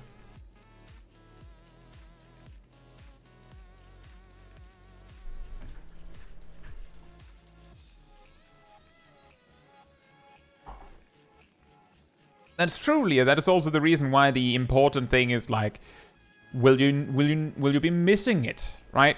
Like that's the key. I also would probably not use a but yeah, exactly, Leah. That's what I mean, is that Dissipation will actually mostly take out between pulls.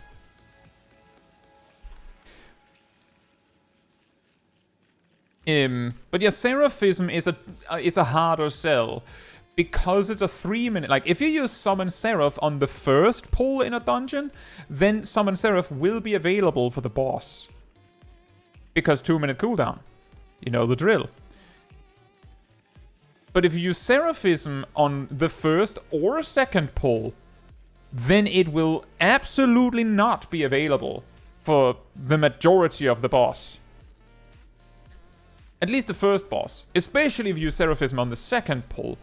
So I could see why you wouldn't want to do that, especially because using Seraphism for 700 potency heal over time effect on a trash pack is like...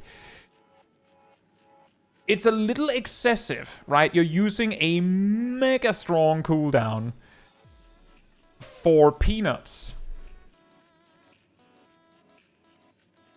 But again, it's like, it's in hindsight. But the point of me showing that you basically ran the entire Dissipation duration before the next pack got properly on the way is more to say it doesn't lock you out of using Seraphism. So give it a chance. And that's also the reason why I'm like, oh, you could use Dissipation as a fight ascending. But you also notice that I didn't really focus that much on that for Shaq, because Shaq had a few other things that we're also dealing with.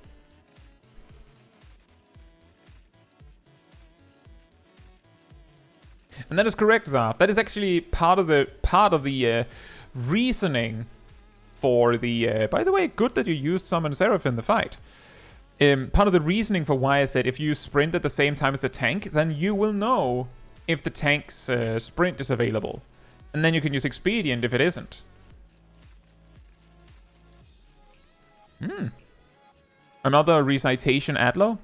I think we've gone over that before, but I can a lot better see why you would use recitation Adlo now that recitation does absolutely not line up very well with Excog. There's also more cases where the Excog kind of seems to go to waste.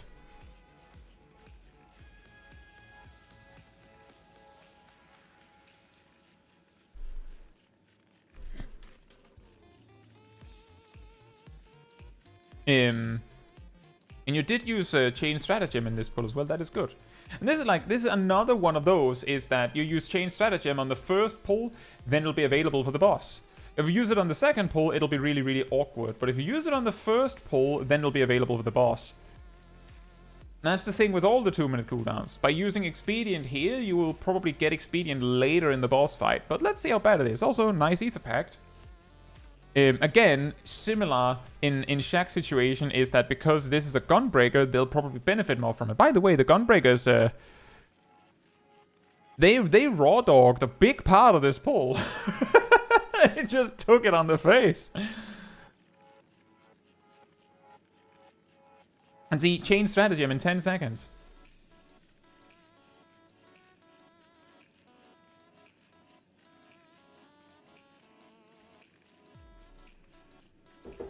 That's also true, Leah, that both Dark Knight and Gunbreaker may have their own Excog-like effects, and if those two like pile together, it might just overheal. And that's also another part, Gazel, is that as long as the Gunbreaker doesn't regularly land at 50% HP, it might feel wasted. Oh man, that was a... Just... Run! Right into the goop. I mean, that is a way to do it, I guess.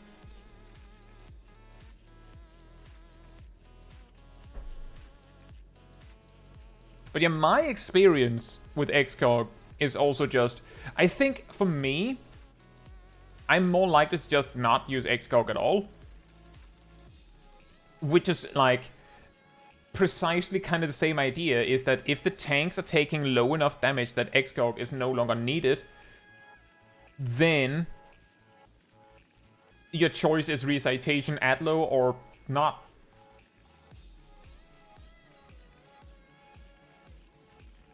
And then tanks can get surprisingly low between their bursts. If they're not remembering to use Holy Sheltron, then yeah. But I would say outside of their burst, Paladin is probably the one that is helping the most with their survival. Because every third GCD, while they're like doing AoE filler, is going to be Holy Circle. Whereas Warriors, not. Like, they have Equilibrium, they have Thrill of Battle, but they're all, like, ultimately they're not healing. Oh, someone Seraph was used here. That's pretty nice. I actually ran into this kind of problem similar to this in... I didn't even realize you used Seraphism in the previous boss.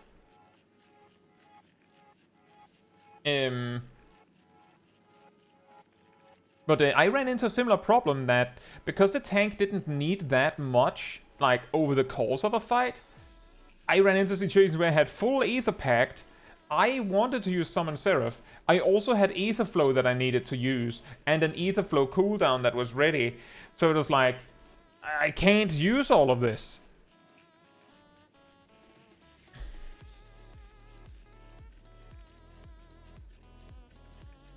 Brunson says, I've always noticed as tank that a bad healer isn't usually an issue, but running with healers I found bad tanks much more egregious.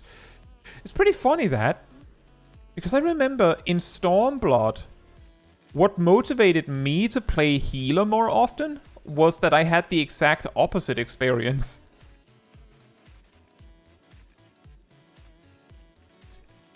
That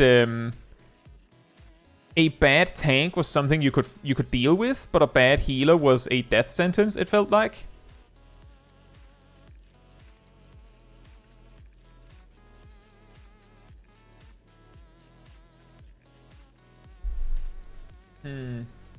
No Fey Illumination. That's a good catch. That is well used. That's one of those cooldowns that tend to not be used.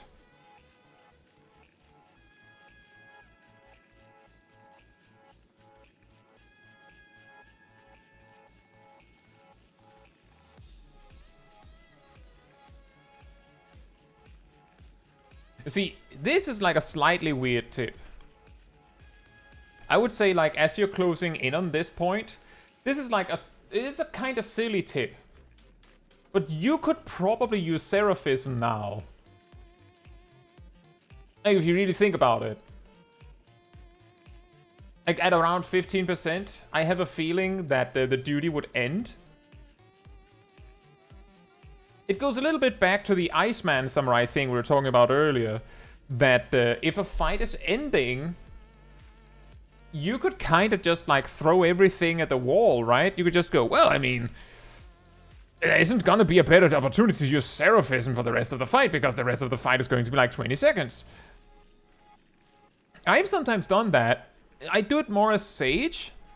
Is that when the fight is drawing to a close, like as a tank or as Sage specifically, is that I'll be like, oh, the fight is almost over. I'll just use Holos for the memes. On my next GCD, I'll just use Panheimer for the memes. I could probably put classes on the tank now. Like, just throw it, like, just weave something on every GCD because the rest of the fight is going to end. Like, the thing is, that's hardly going to matter, but specifically on the bunny guy there, that raid wight did quite a lot of damage. Maybe it would have been nice.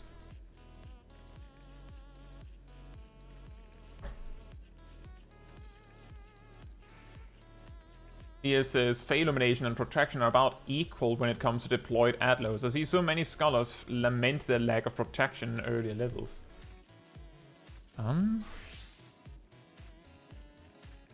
Specifically for the purpose of something like Atlo, they're identical. I think the thing that makes Fey Illumination really annoying in lower levels, Leah, is that because Fey Illumination originates from the pet, you might be concerned that it'll miss. Because, like, the tank is running, you click Fey Illumination, the pet stops and uses Fey Illumination. And now the pet is behind.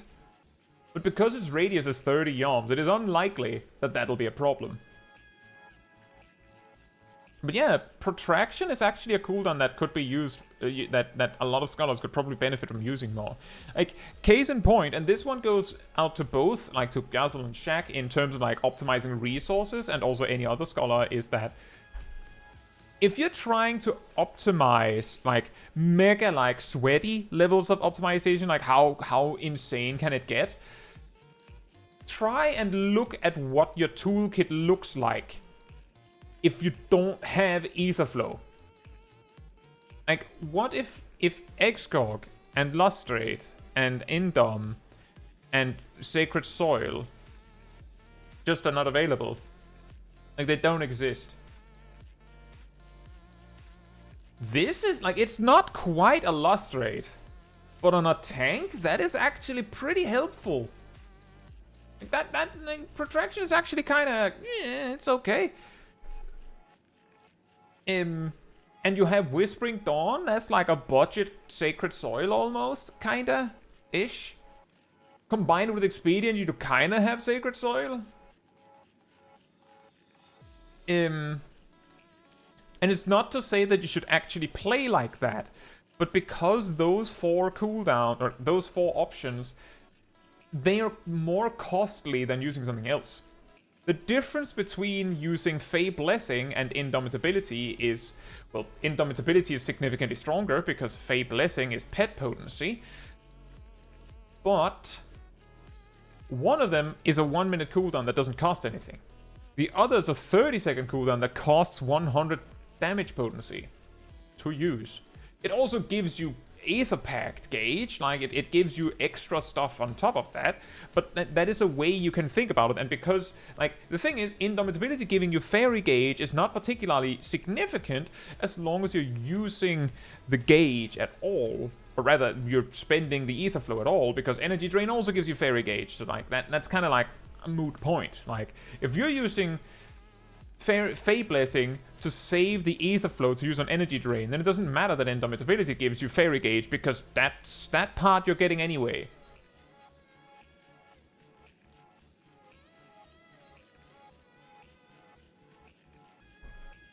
And yeah, that one, Lee, I think I mentioned this more for Shaq earlier, but my advice there is, if you're in a dungeon, try to be if your Ether Pact, well, rather your Fairy gauge, hops over 70, like it's more than 70 in it, then you have to use Ether Pact on someone. It's on someone. Just force yourself to do it. It probably goes on the tank, right? But it goes on someone.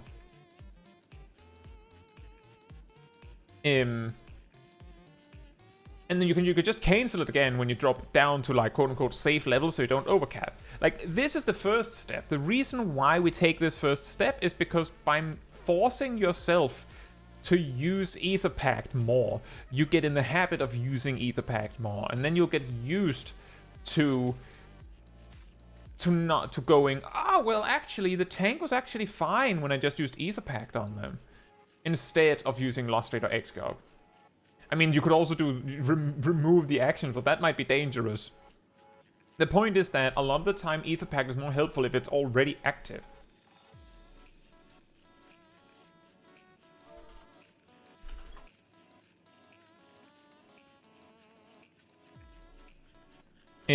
But yeah, overall, Gazel, it was a good run. It was a good run.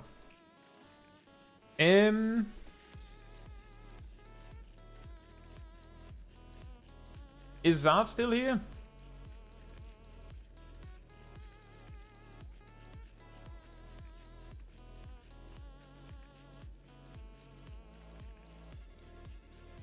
Oh, then we could see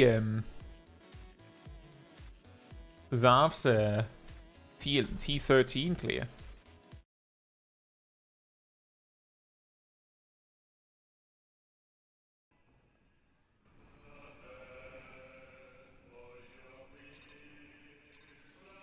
Is that the first pull? No. I'm pretty sure it gives you 2 hours, right? And you're doing it as Paladin.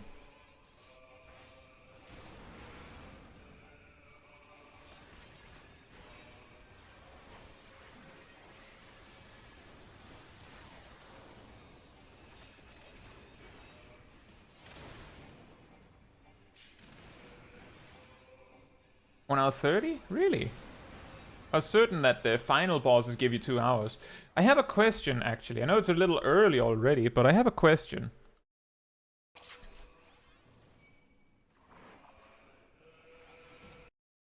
Is there a reason why you waited a full 1-2-3 combo before you used Fight or Flight?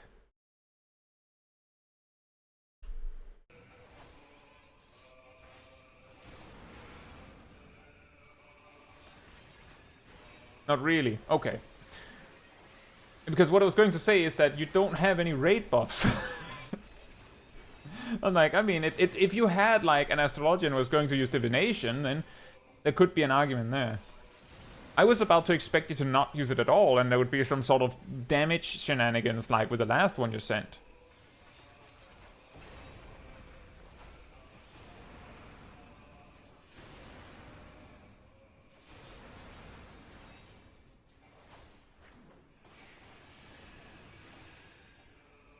I'm also pretty sure... Have you used Sheltron yet? You could have probably used Sheltron for the first big hit you used Rampart for.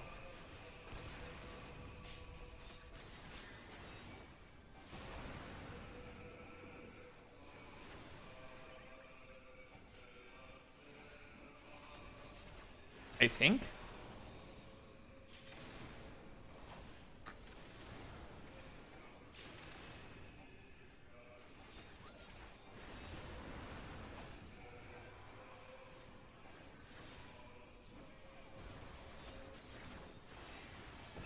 Hang on, this is minimum item level. Yes, sorry, I actually didn't mention that. I forgot to mention that. This is minimum item level, no echo.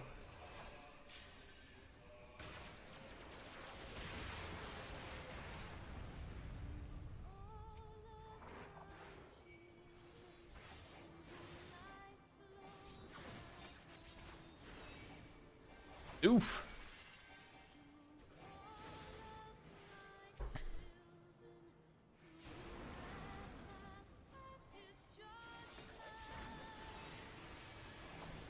Yeah, really funny thing is that, assuming that Zav doesn't have any skill speed in this set. Ooh, the tank almost died. Ooh, man. Then the most effective, like if you're not going to use Fight or Flight on cooldown anyway, then the best time to use Fight or Flight is after Fast Blade. Because it means that you get 8 GCDs and you get 3 sets of the second best and best ones. Oh no, the summoner's dead! Ow!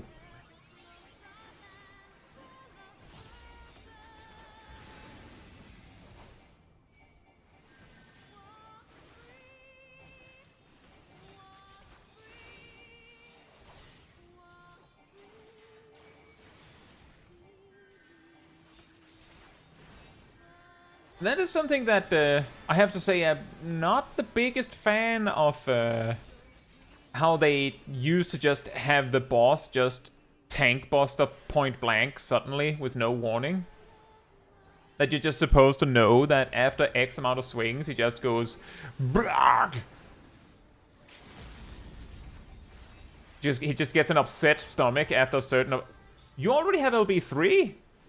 Wait, I say already, but he's at 50%.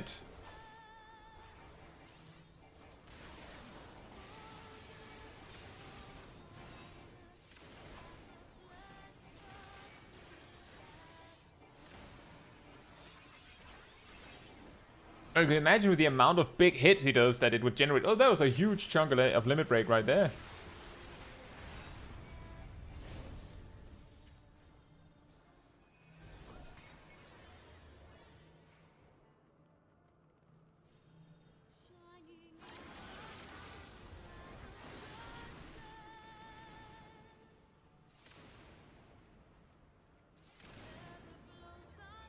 Oink.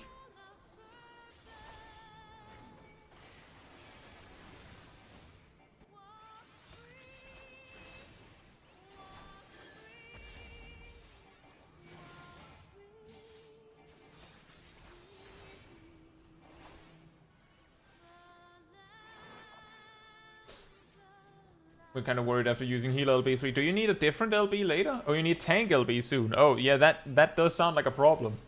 That does sound like a huge problem. Solization says Bahamut himself doesn't have that many mechanics. It's mostly just a dive bomb section makes this fight take forever. I mean, yeah, I feel like that is a weirdly... I don't know if it outright a common thing, but it does seem like looking back on some of the older fights in the game that what often added the complexity was that the boss wasn't just one guy. I said has 700 tenacity here, no skill speed. Oh. Well, in that case, yeah. Then late weaving fight or flight does nothing. You're getting 8 GZD, so the best possible time you could fight or flight is right after fast blade. Like, if you're not using it on cooldown. The main problem is that you're usually using it on cooldown. Like, under optimal circumstances, using it on cooldown. So, it's not super significant when you're using it. Healer dead. And monk dead.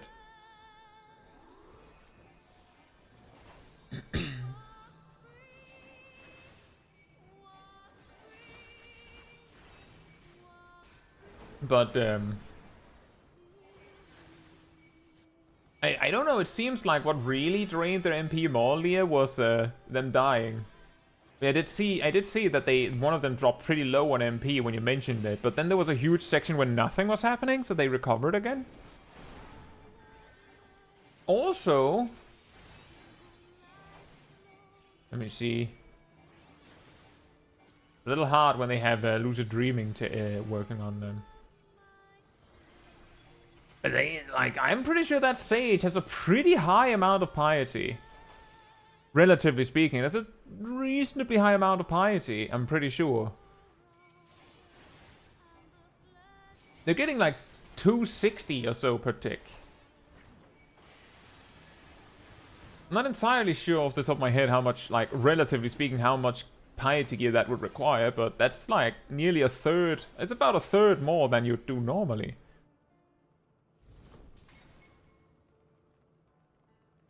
Ding ding. Nerd nerd. Meow.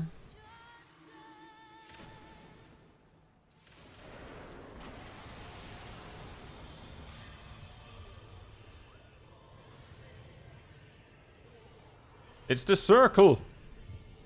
It's really weird that he puts a flare dampening circle on the arena, isn't it? I sure hope an LP2 will do. Oof.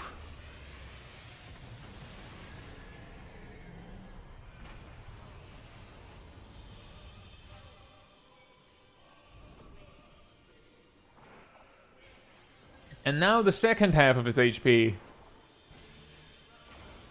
Ow. 2 of them. That feels wrong somehow.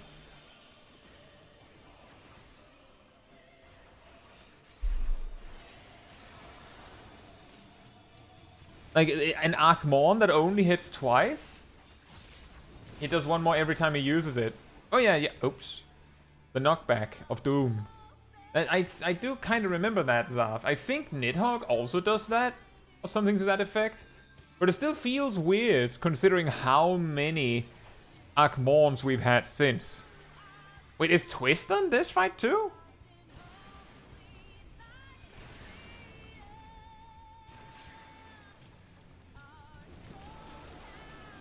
Interesting. Very interesting. Do they... I haven't done like final bosses of Savage raid tiers enough to know, but is that a thing they've done in other raid tiers? When like the final boss, like the actual super final boss, like in this case, has callbacks to the final bosses of the previous raid tiers?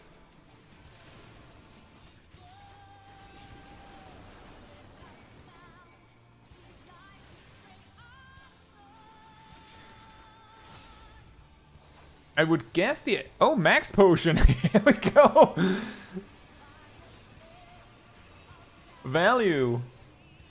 You know. Oh, wait, I don't... I think that's the best you could do. If you used a bigger potion, then it would have been 25% HP.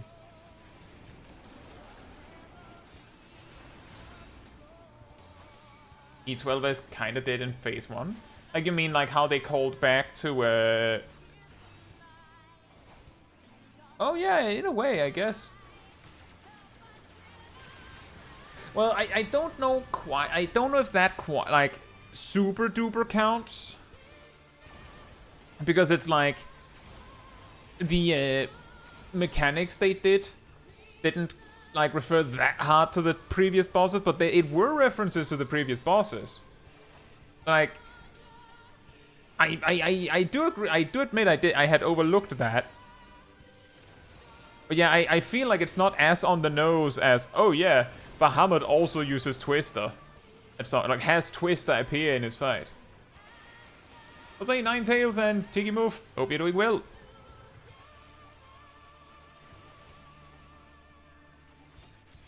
You mean like callbacks to Alexander from Pandemonium? I mean like Bahamut literally has Twister, which is a Twintania mechanic. Twintania was one of the ads in the intermission. Yeah, I know. Like that's of course makes sense. There's also the reason why like Titan in E12S kinda there, right? Like it has the bomb boulders, I believe. I think, doesn't it? Or it has at least a reference to it, I think.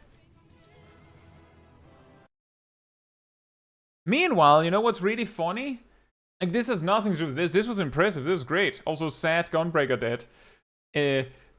You can one-shot Bahamut Prime unsynced at present. Just dead at 100. But that was amazing.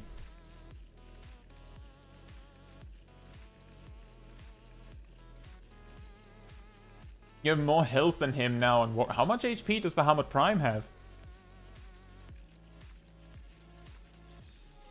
Final boss in the Endwalker Alliance raids has a few previous... Oh yeah, that's true. That's kind of the whole thing of that fight. That's true.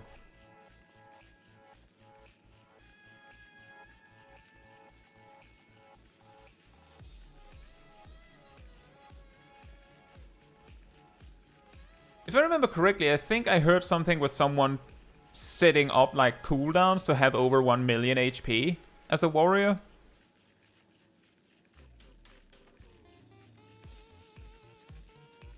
But that's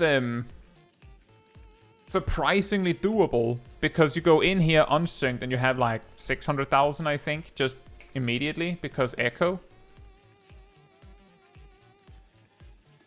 1.2 million with Thrill?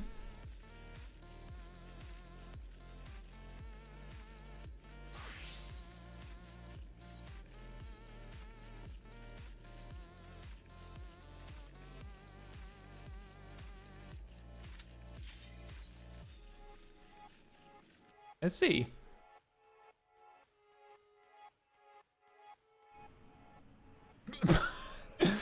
Right. You just barely don't have a million. Baseline. Let's go, whoops. But Vicky says Bahamut Prime has 1.36, well, 1.37 million HP. Wow. Yeah, we're close. We're very close. A warrior could definitely overtake that with a food buff and maybe like a scholar or something to use protraction on them, I guess. I think that would do it.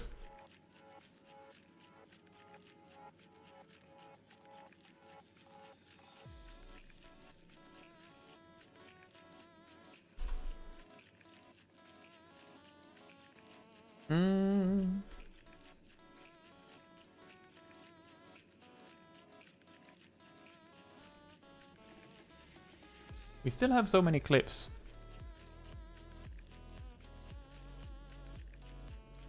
I feel like I have to be better about focusing on the clips to actually get through it all. Like, we kind of managed to get through all the clips that were added since last time, which means that the ones we had since last time are just still there.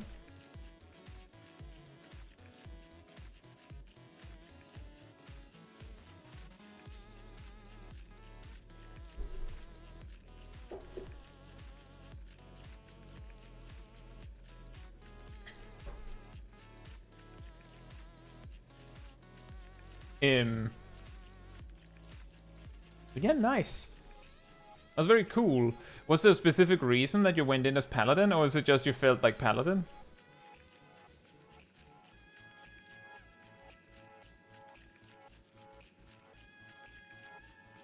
Jose Kraken Mo, hope you're doing well.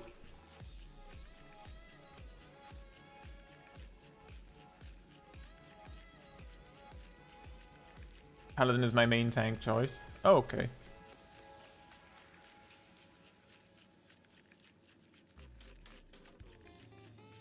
Yeah, the reason why I ask is just like, I can see like with a boss that just randomly thwacks you for damage like that, and it's that much, I could absolutely see the value in being able to block just random chance, and also having Sheltron, which is like a bit more spammable than what the other tanks have available to them at that level. But I could also see how like the other tanks, especially Gunbreaker, but you already had a Gunbreaker, is really strong in that level, like at level 50. So that was what I was thinking of, is that Paladin feels a little weak at level 50 to me. But that's specifically outside of the things it's really, really good at, which is like, it could block the random tank busters, and the amount of time you can have Sheltron up to like carry you between points where you need another cooldown is really good. Damage output was never really a concern. Oh, no. That is also a good point. It was more that it feels like Paladin doesn't have very much. But I mean, if you think about it, it's like Warrior has, like, if we compare what the other tanks have, Warrior trades blocking and Sheltron for Thrill of Battle and healing on their 1-2-3 combo. Dark Knight trades Sheltron and blocking, but Dark Mind and healing on their 1-2-3 combo. And Gunbreaker trades blocking and Sheltron for camouflage, which I believe, like, I'm pretty sure that those blasts were magic, so you can't parry them.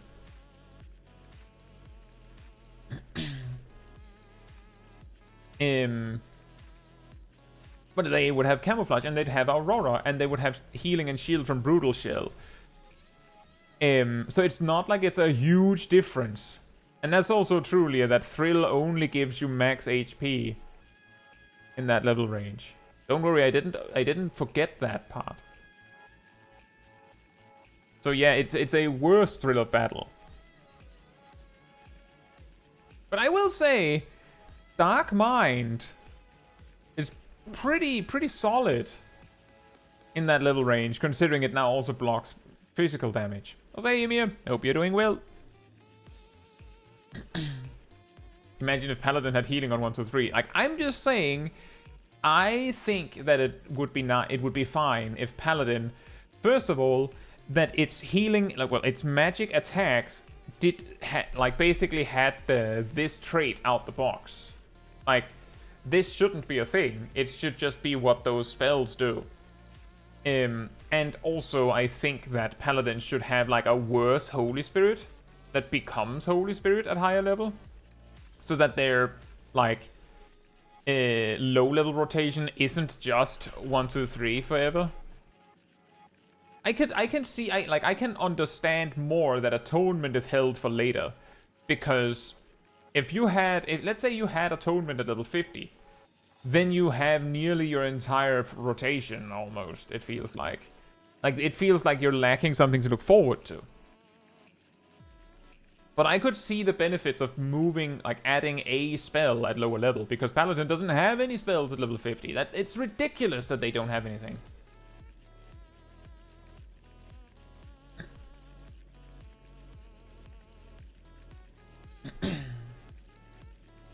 No time like overtime, huh?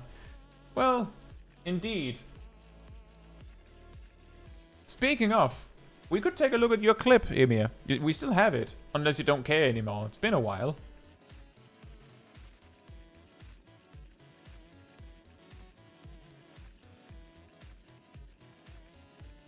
I also recognize that I've had a clip from Yek sitting here for quite a while. You don't care, do it anyway.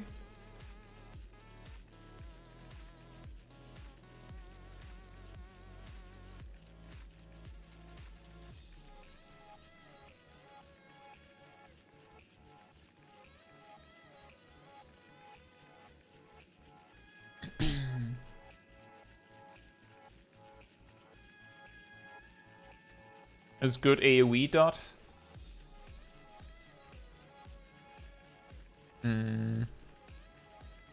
You should use... Okay, you did it. Let me just check. Right, you don't have this trait yet.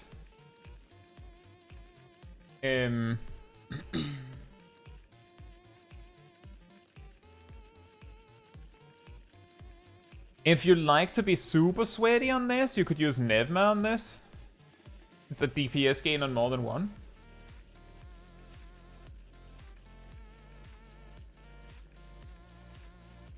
Mark says that the clip submissions open to anyone or just channel members. If you go to the Discord server, go to the clip reviews room, and then check the pinned comment. There is an explanation of what the rules are, and the rules do not include anything about channel members. You can also notice that I've looked at Zaf and Gazel's clip, and you see that they're not channel members. So it's open to anyone.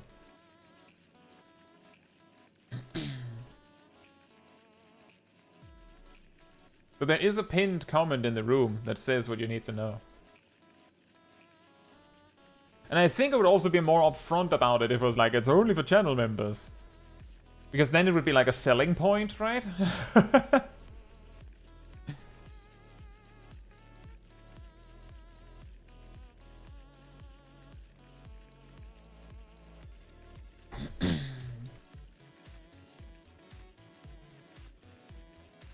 These packs at the start of the dungeon are a little awkward because there isn't that much to say. In a group of 4, there isn't really much. As I recall,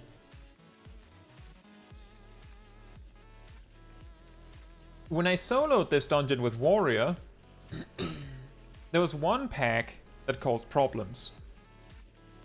And it was this one. Because both of the ads are really strong. But if you're 4 players and the tank is using like a defensive, so you're using Panheimer, so like you're good. I would probably say you could have used Kiracholi on top, just because you have full Adder Skull anyway. But it didn't really matter. Because it's just 2 mobs.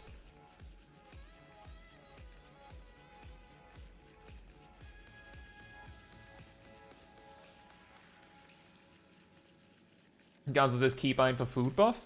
I think the reason is just that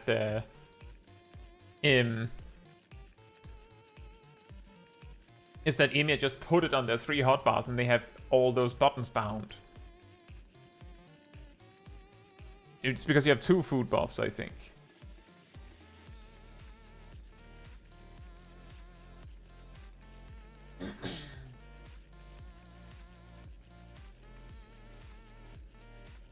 Might want to update the pinned message since you have reviewed cat clips before.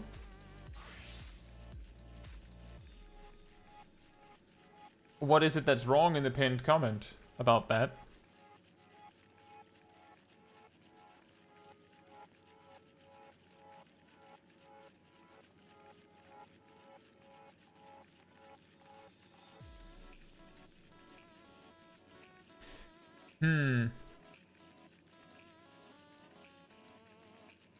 Oh, this would be a decent time. Yep. Okay, you did it on. You did it already.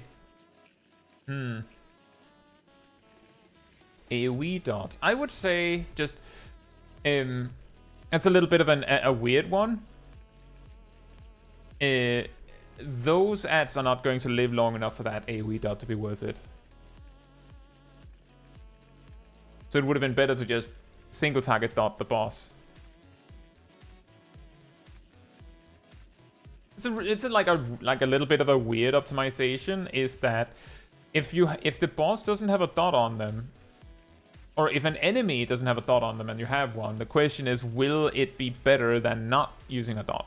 Like, that's also the reason why I think I mentioned this in most of my healer guides. Sometimes mention it in other guides, but sometimes I talk about how many ticks a dot needs to last to have been worth using. And that's the reason. Is that, like, if the boss is nearly dead, then there's no point in using Evocation doses. It would be better to just use doses.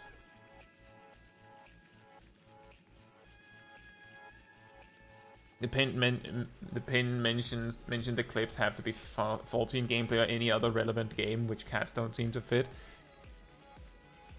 Fair point. But,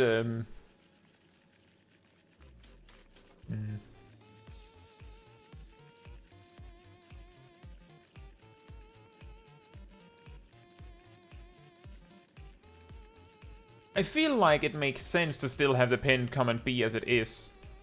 Because it also means that if someone can put a cat clip, like there's nothing preventing them from putting it there, and I'll just be like, well, I'm not gonna look at it. But if it's kind of funny, then I can choose to watch it. Like, that's the thing with a lot of the things on the channel is like, it's like guidelines, right?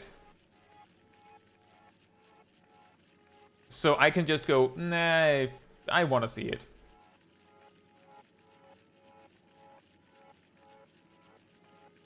But I do get what you mean. That I could probably have not included that it should say game. There's also the part that most people don't even know that there's a pinned comment.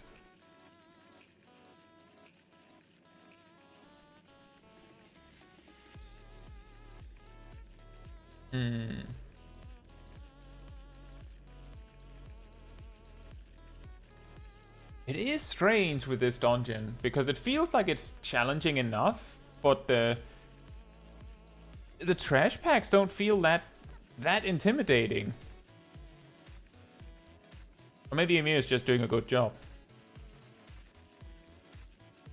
Or I'm not paying attention.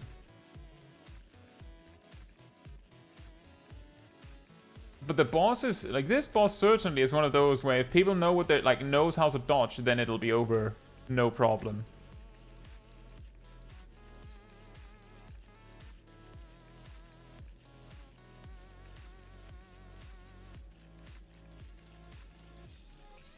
Imagine compliments. That's the thing, is that if I can see that there's something to improve on, then I want to mention it. But the point of these reviews is not to be like, dunking on people. It never was.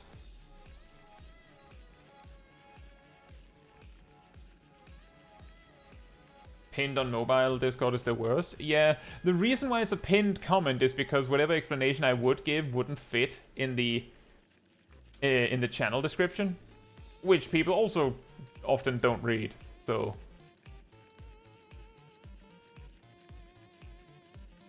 the most important thing in the pinned in the clip review room is that you don't have a conversation there.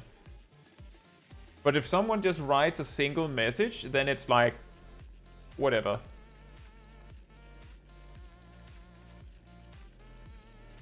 And the reason is that if there's a whole conversation, it's going to be terribly difficult for me to, like, find the clips.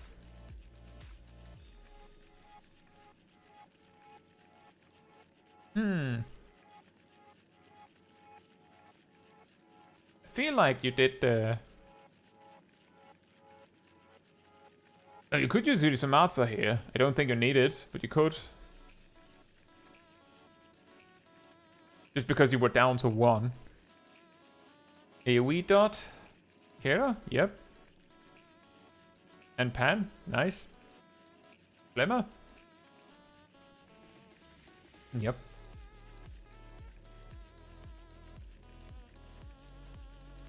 Ooh, now it's getting a little spicy.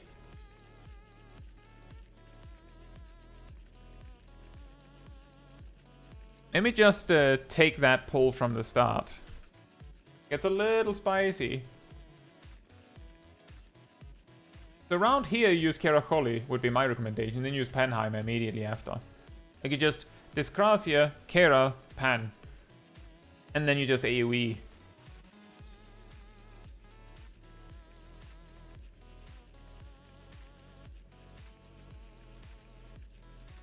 And now, as Kera's ending, you use Tavrokoli on the tank.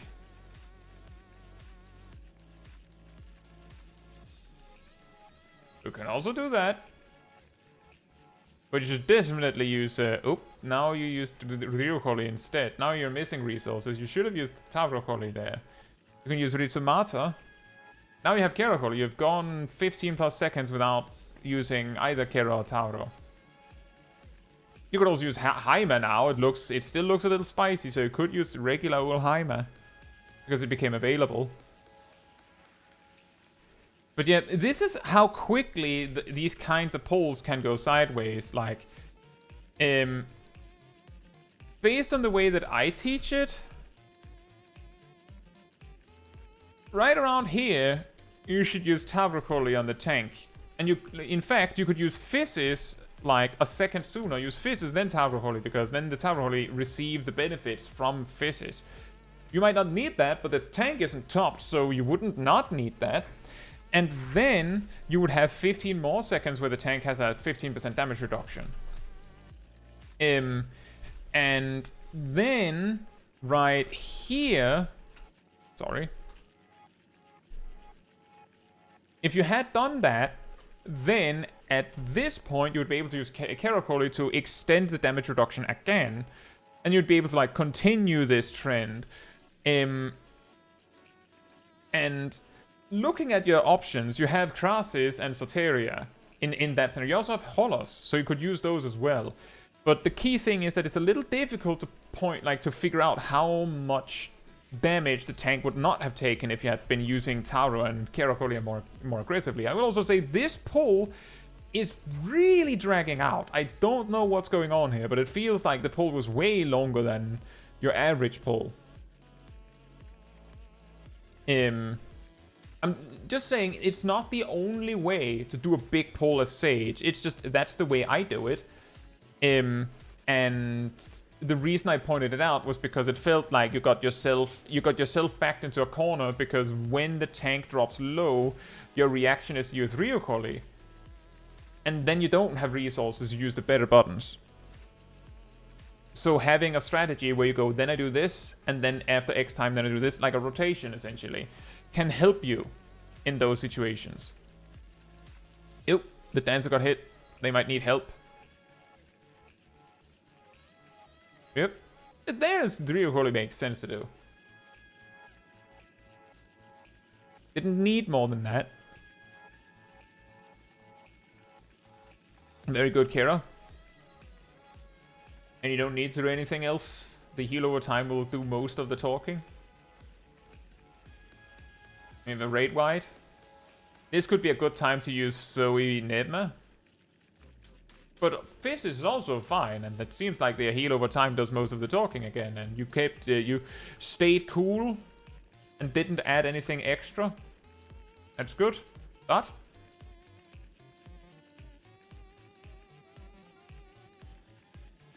We're gonna need the dot. I hate that tornado. I wish it had a cast bar. Good Ryu. Yep, you use Ritsu Matsu just as I was about to say it. Another Ryu, that's ooh, that's awkward. I would probably have moved my Cardia to them instead.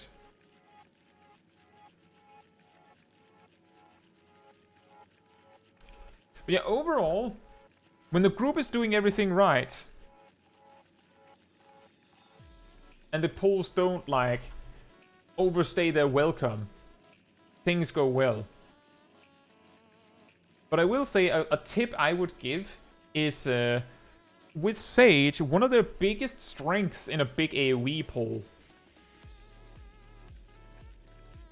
is that they can essentially maintain a 10% damage reduction effect permanently on the tank.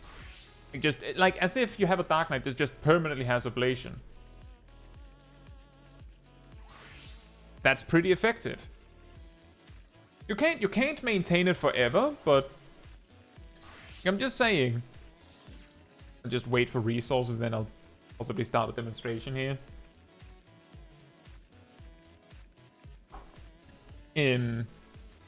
That you can, if you needed to, you can maintain such an effect for a really long time. And 10% is often just right, if the tank is at least doing something. I think I talked the entire stream chat to bed. Everyone's afraid that I'll compliment them too.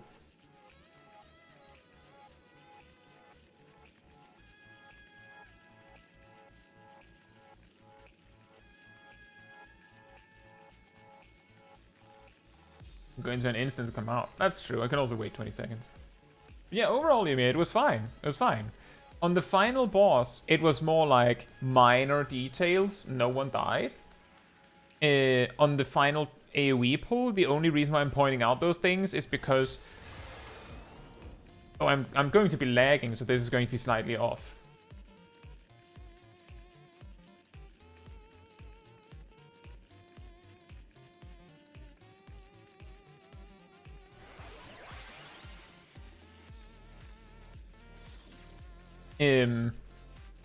But it was just like ways you could do it slightly better in here.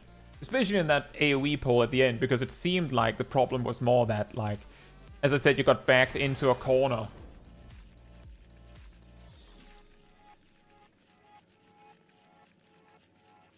You see, here's when it starts to get weird, because, like, Kera and Tara are both on cooldown. What could you do? Oh, look, this is technically also 10% damage reduction. Just keep an extra 20 seconds there. And then, technically, you could, like, double up here by just using this on cooldown again.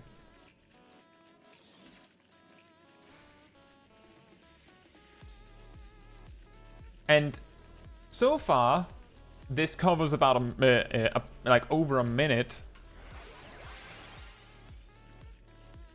Like each set of Kera, Taro, Kera is 45 seconds, so we're already up to about 105 seconds combined of 10% damage reduction.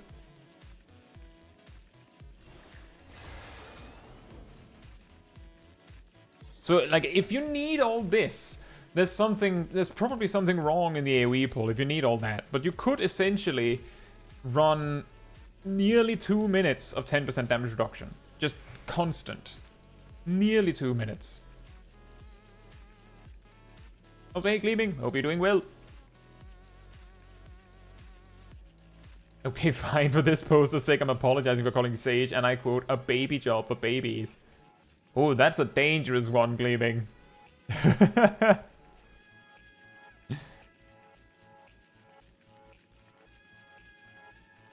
But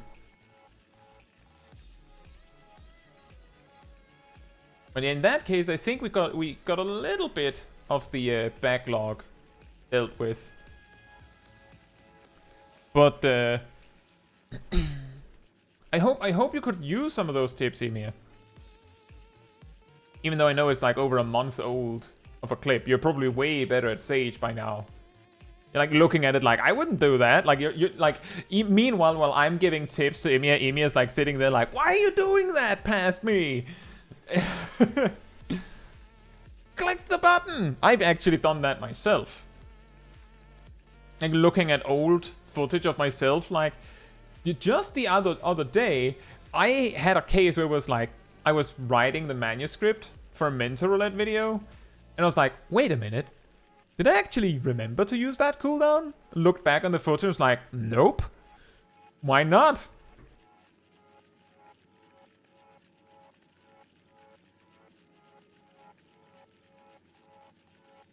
Exactly, Shaq.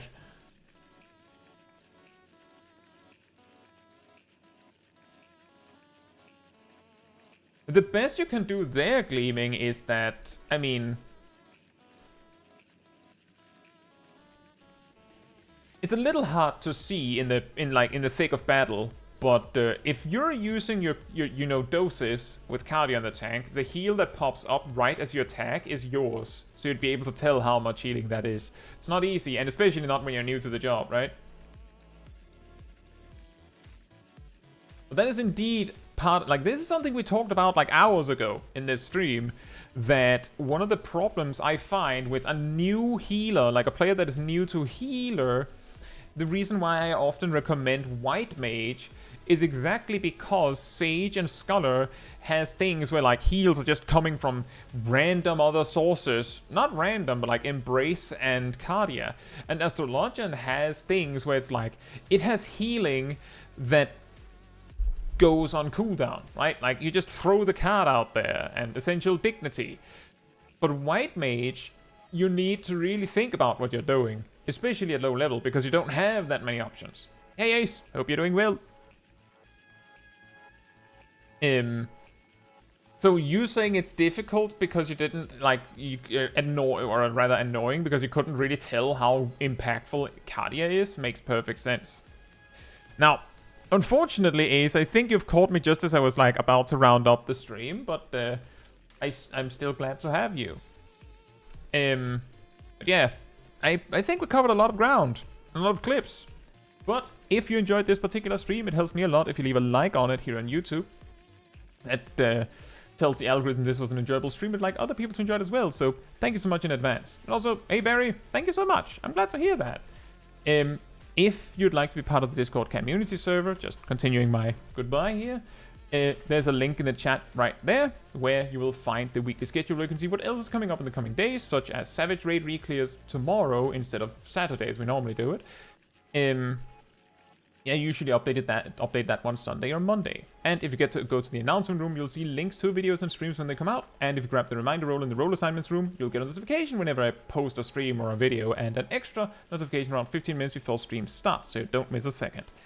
And if you'd like to support the channel even more directly, you can become a member of the channel, you can gift memberships, you can use the super chat system, or there's a Ko-Fi link in the chat from Aerodil right there. It all helps support me and the channel directly so that I can focus on doing things like this with all of you. So thank you so much for the support. But that'll be all from me for tonight. So good night, good morning, afternoon, or evening, depending on where you are in the world, and I hope to see you all very soon. Bye bye!